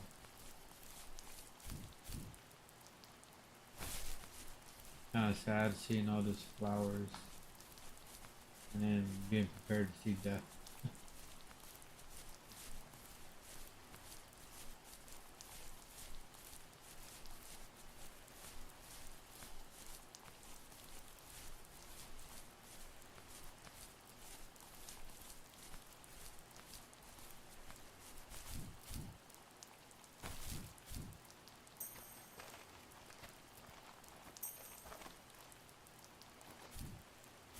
Let's listen to this story right here and then we go.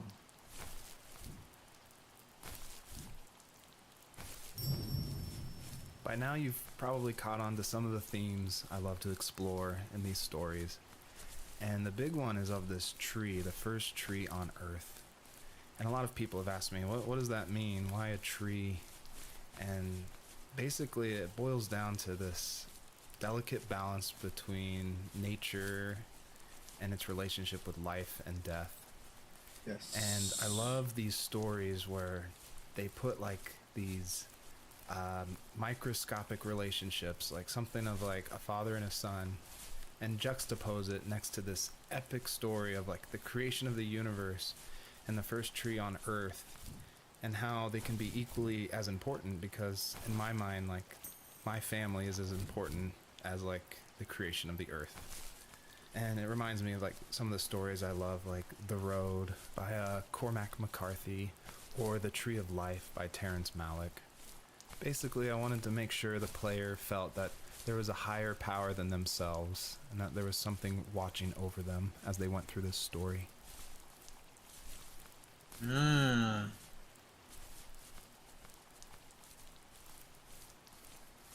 Makes sense.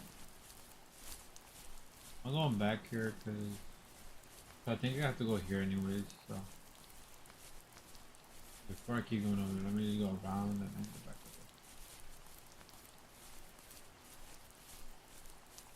over. Alright, that's my assumption. The fuck? See, that's what I'm talking about. This shit comes out of nowhere. There's some bonkers. It's ridiculous.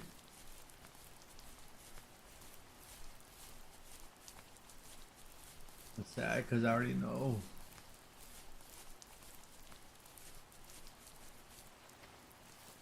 My dad was super supportive with my college plans. To a point. Things were okay until this terrible accident happened. I guess a forklift flipped over due to a bad axle, and it crushed one of the workers there.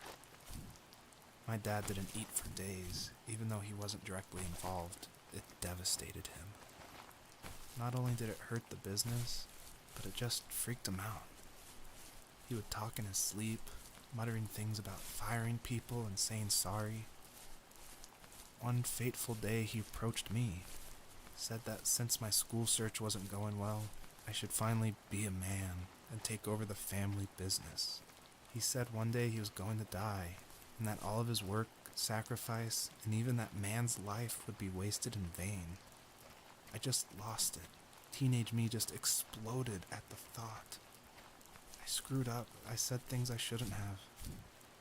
He was having a crisis, and I pretty much spit in his face. Hey man, look, I'm gonna be real with you.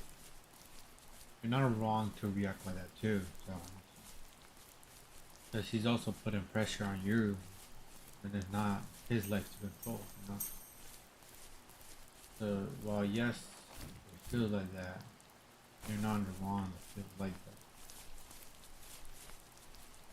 that. I don't blame the child also for not wanting to do something where the parents kind of like put pressure on you to become. Because it's not fair for you.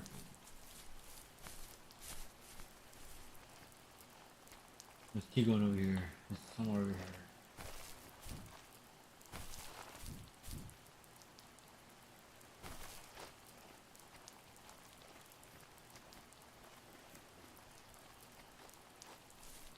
Let's go, let's go. Damn, this shit wet. Pause. It's like mushy, mushy, mushy. Hospital, hospital.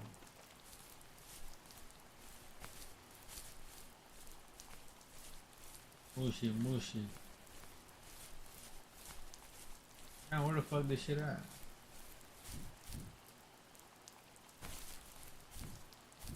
Okay, I see it, I see it. Like, damn, what the fuck? Like, I'm looking for this shit. Alright, wait, what the fuck? Oh. You could have told me, like, I had, like, for, these little spirits shit. By the way, if you're in chat right now, looking at this, basically, it's a story about, well, there's two stories going on right now. One is clearly the fox story. The fox looking for her cubs, but we already found that two of these cubs died, right? Looking for her last cub, hopefully alive, hopefully still breathing and not dead, right?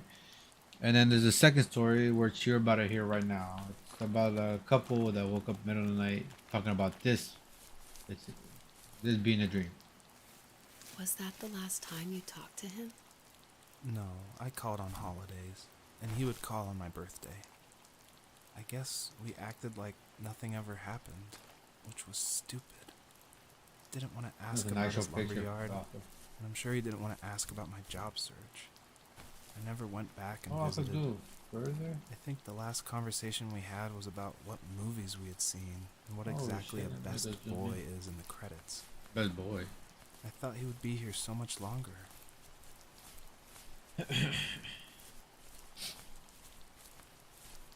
Alright, let's go get this shit.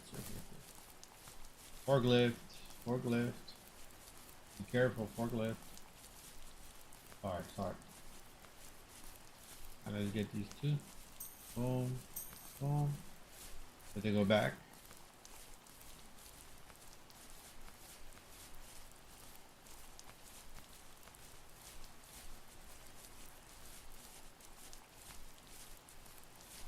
Let's go back.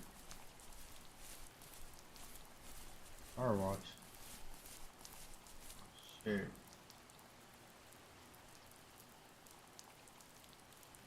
Need to pause for a second. Gotta change some settings.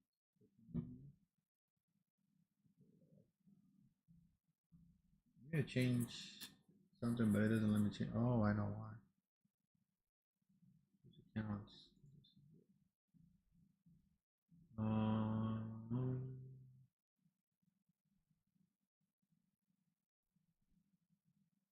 It's not all done,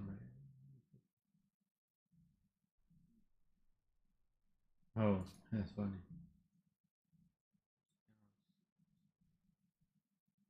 How do I damn it, bro. Like, why? It's saying that I'm playing fire. What is it called? Fire.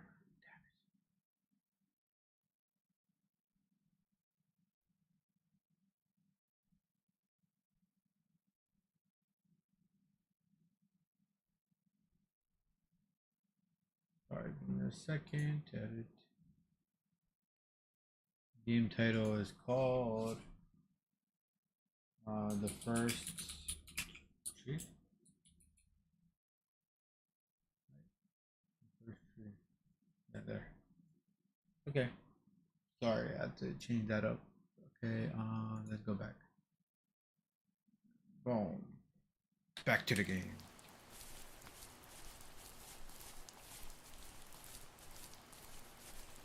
Oh, right there.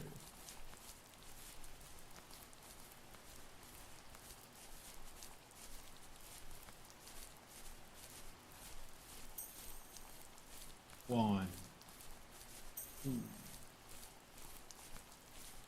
three, four.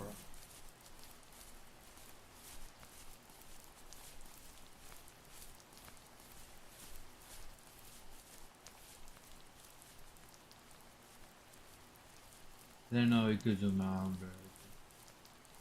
Oh, oh, no,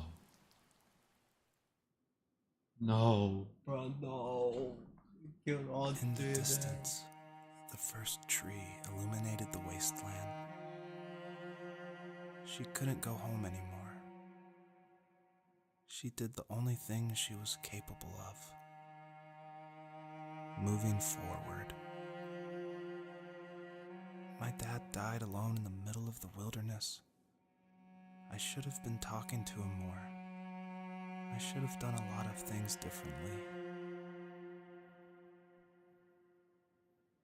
If the first tree on Earth brought life with it,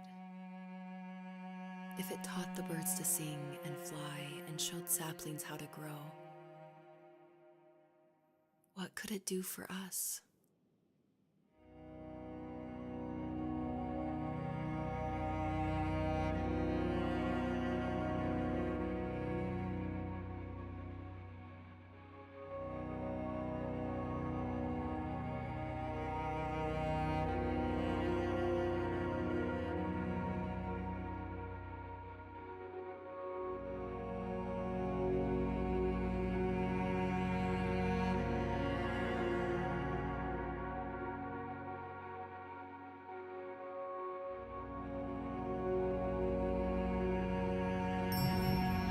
Obviously, there's a really emotional part, but I'm gonna talk through it anyway. A lot of people correctly identify that Journey was like a huge inspiration for the first tree. And this part, it is like a callback to that part where you're climbing up the mountain with your friend you don't know, and it just gets snowier and snowier, and you just keep going, and then eventually you collapse. And that part, that made a huge impact on me. And I don't even own a PlayStation 3 or 4. I rented a PlayStation from like a rent-a-center right after completing Home is Where One Starts, just because I'd heard so much about it. And everyone was right, it was a very impactful game, and it definitely inspired the first tree.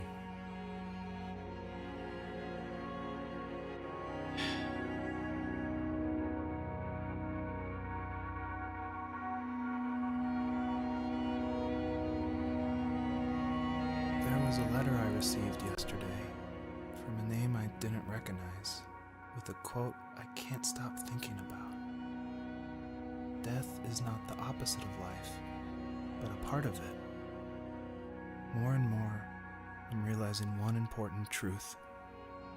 Each of us have our own journey to the first tree. But sometimes I'm not sure I'm ready to take that first step. You already have my love.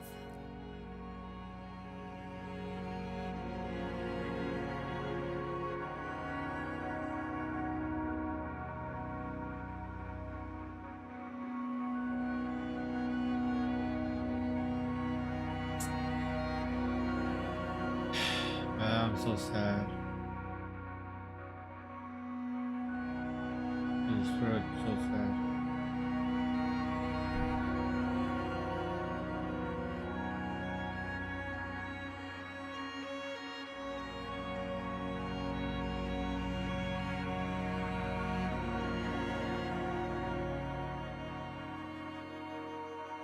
I'm rich, I don't know if I'm going right, but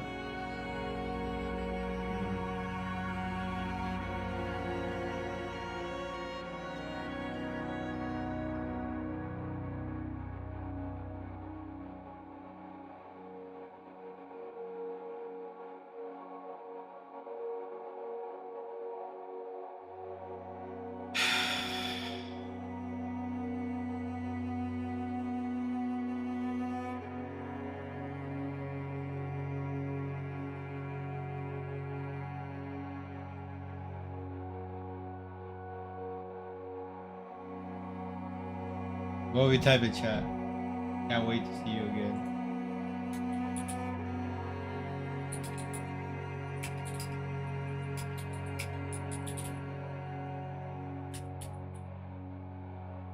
Beautiful.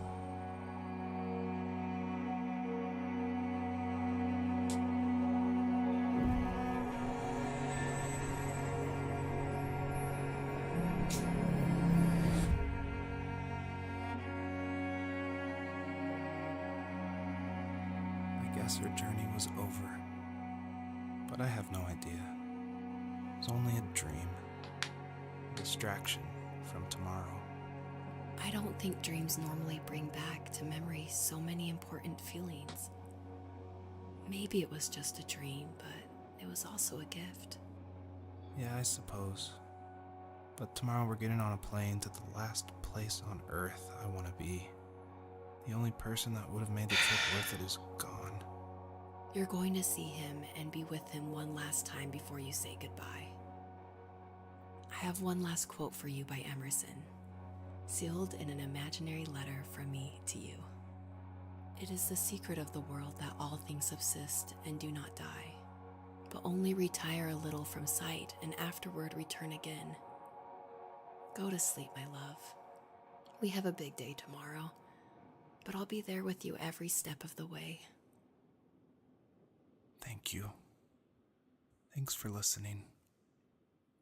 Good night, Rachel. Good night, Joseph. Joseph, that's his name, bro.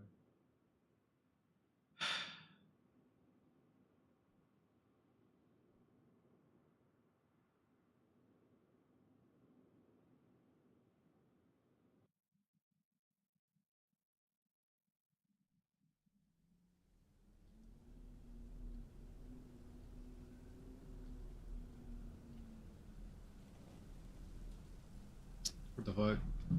This becomes a scary mode. Scary game.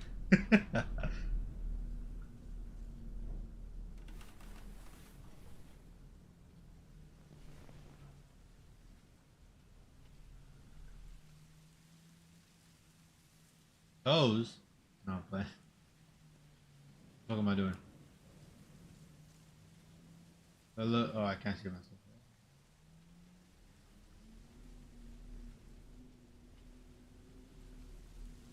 The fuck?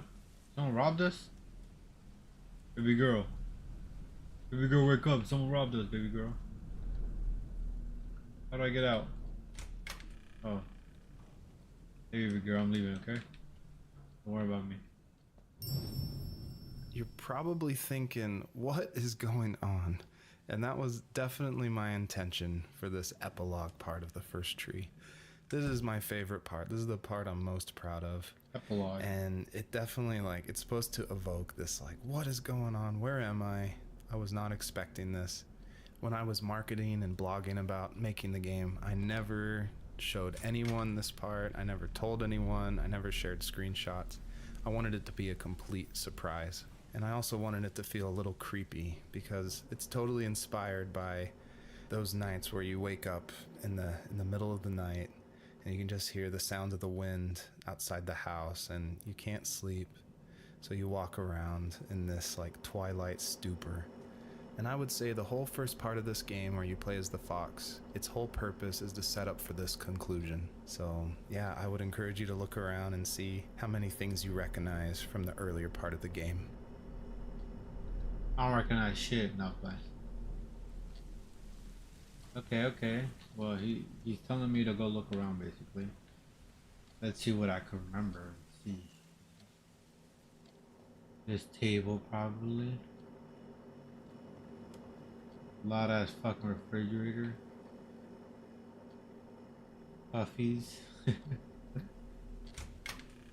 Oh, look at that. Oh, some of the drawings. I remember seeing this.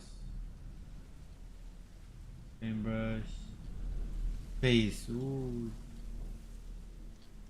I remember seeing this too. Okay. I left my shawty in the back. Live in the woods now? Close the door because, you know, we don't want shawty to be cold. Good jump. I tried hard to foreshadow this epilogue just because I wanted it to be a surprise, but I didn't want it to feel too out of place that it would be humorous. Oh. And so Joseph, earlier in the game, he would say things like, I felt like I was right behind the fox the whole time. In my mind, the camera perspective acts as a metaphor for who the player is, what they're seeing. If the camera represents Joseph, or just like that video game trope of having the camera follow you. I guess the big question I wanted the player to ask themselves, is this a dream as well? And if so, does that even matter? I don't think it's a dream, bro. Let's be honest, bro. I saw Shotty's feet. That means it's enough for me to be like real, you know. I just stop it, bro. Gotta respect my wife Rachel. Please, she got my back. I'm about to cry because of her. So beautiful, by the way. This is the shit I would love to live on. In the fucking view like this. Like, tell me this view. Like, you going outside your house and you see this shit, like, you wouldn't fall in love with what life is after.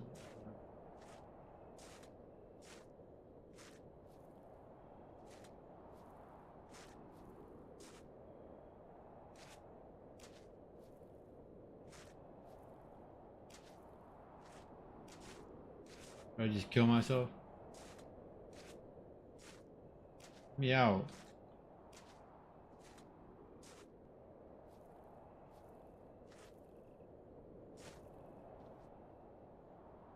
I guess I'm not meant to go here, bro. Fuck you want me to go? Let's see, can I run? Oh, I can. Stop that.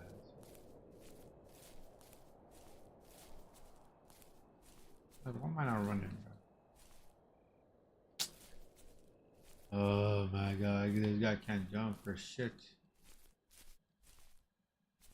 I'm guessing I'm supposed to go here.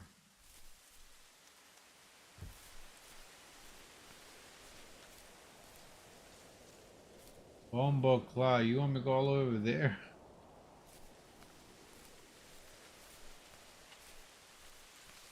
This game doing too much. Fuck burgers. Kinda scary. The refrigerator is very loud though.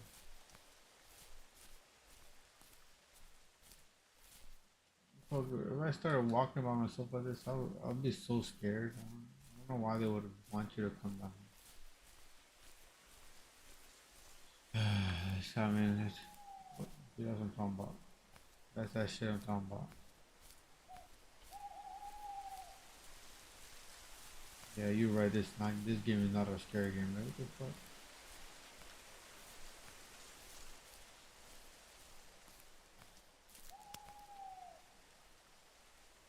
You heard that, right?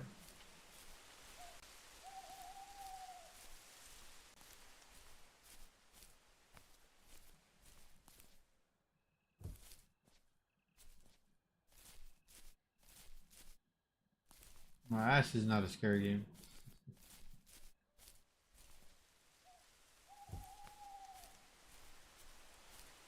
Oh, whatever, bro.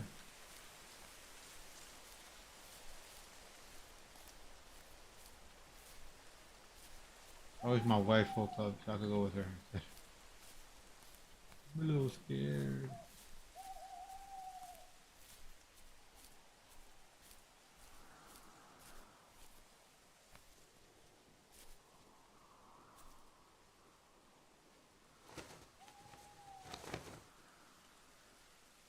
What I need to be here for?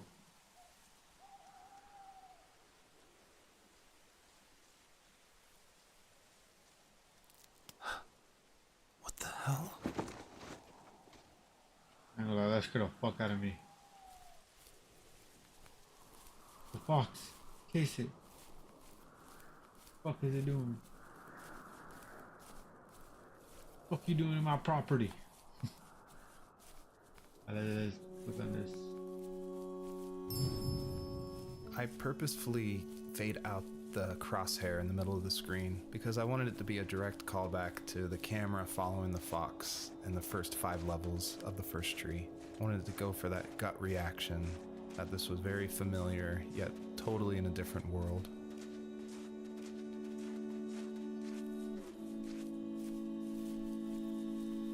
Beauty at its finest. Look at that. Nature. Come back. Come back here. Please. I gotta tell you about my taxes. H&R Block. Come on, please. Come back. Just turn around, please. Just for Frisky. Come on. My wife about to be mad, please. Come back, please.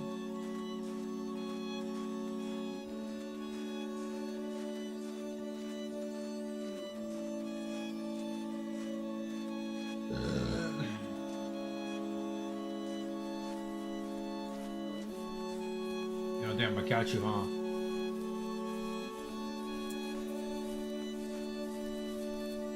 I'm back at you.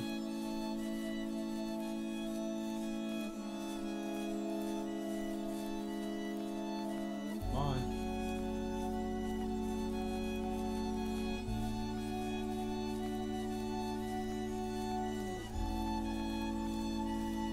Come on.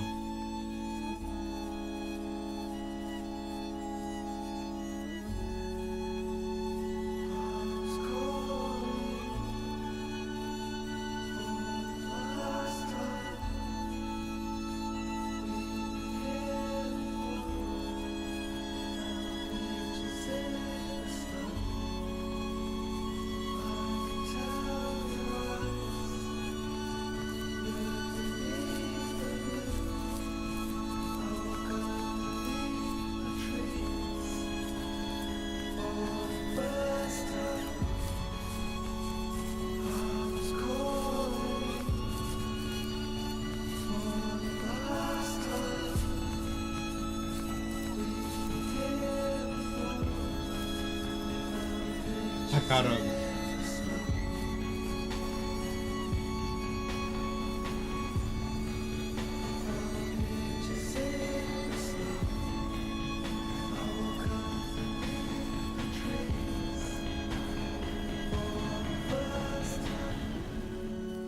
Yeah, go faster.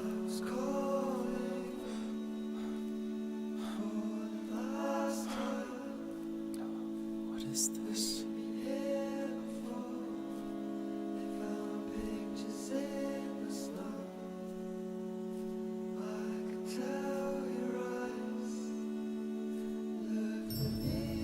Thank you for making it to the end of my game, and I hope you enjoy the personalized message that is featured on the trunk of this tree. It's a message submitted by another player that's retrieved from a database, and it's retrieved at random. And I did this because I wanted people, even if they feel alone through trials of death, that there is a community, an invisible community supporting each other. So thanks for playing. Wow, so this is someone, like actually someone wrote this? It's not the destination that defines us, but the journey to the destination. I'll never forget you. Man, oh my god, that's so fucking cute. That's so sad.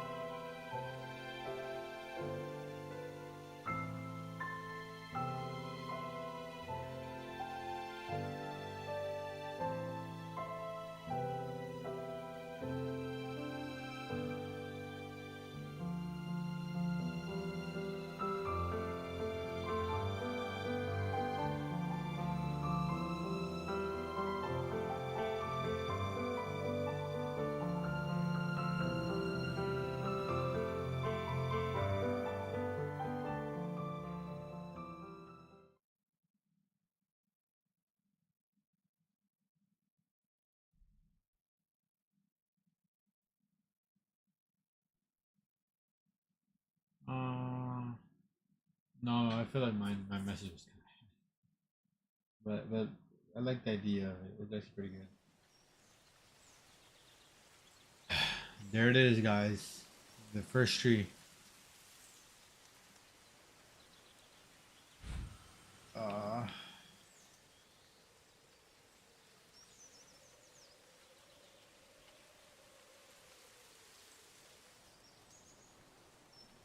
any last words?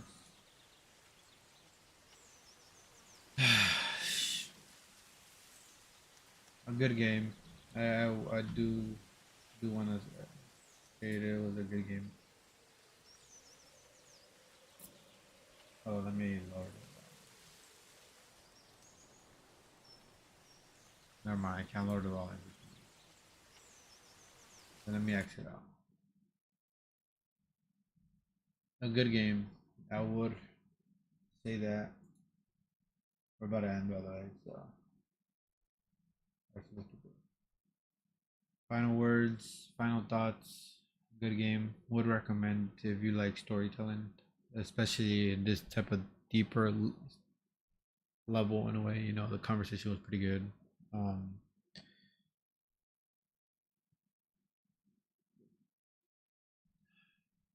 Made me think about life differently.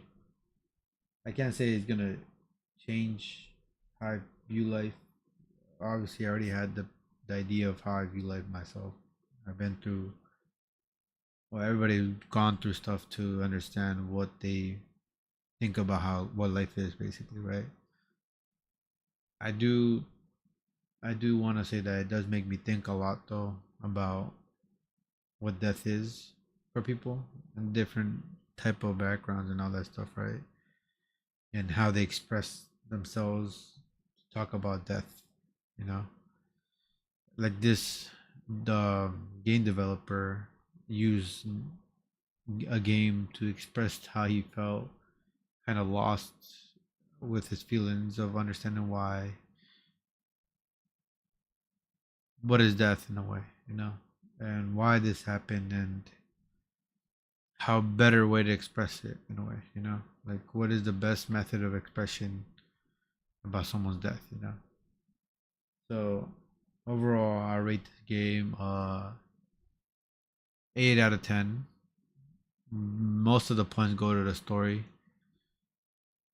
lacking gameplay, but because of how long it takes to go from one part to another, right? Kind of feels a little too long, especially when there's nothing really, like, you're not really seeing shit sometimes. Let's say from one destination to the other, you just see straight grass, and that's about it. There's certain levels, there are certain levels that had shit that you could like, oh, like this is so cool, this is cool, right? But some of them were just long and tedious. Um, and what else? The controllers a little wonky, but that's not a really a bad thing. Overall, like I said, 8 out of 10. The storytelling makes this game good. I'm gonna end it off now. Say thank you guys, whoever was actually watching the stream, and if you're watching this as a video form, I want to thank you again also for watching this all the way through. This is the first video game gladly completed in just 2 hours. Um, so this will definitely be about. Uh, if you didn't know or didn't hear from the beginning, this is gonna be a series where I'm gonna play a lot of the games that Epic Games kind of gives out for free, and this was one of them. So glad I got it because, like I said, good storytelling, good way to express what death is for different people, right? I almost cried because I can't believe the fox lost all the cubs, but it's okay. Very beautiful. Yeah. Overall, what the fuck? Sorry for cussing, but why did it say collect 100 stars? I collected 100 stars. And I collect more than 150. Excavator and cover all the main items. Okay, that's different. I might not have done that. I didn't do the King of the Rabbit. And find my name.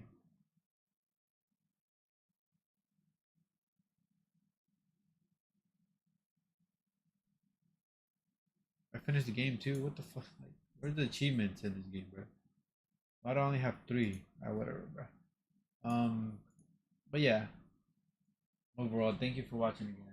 I really appreciate it, and yeah, have a good night. Basically, that's where I'm at right now. It's already night, but have a good day. Hope you have a good day. Please like and subscribe if you really enjoyed this gameplay. Um, and yeah, there's gonna be probably another one coming tomorrow. It might not be as the game might not be as short as this one was, but still hope you guys enjoy the content.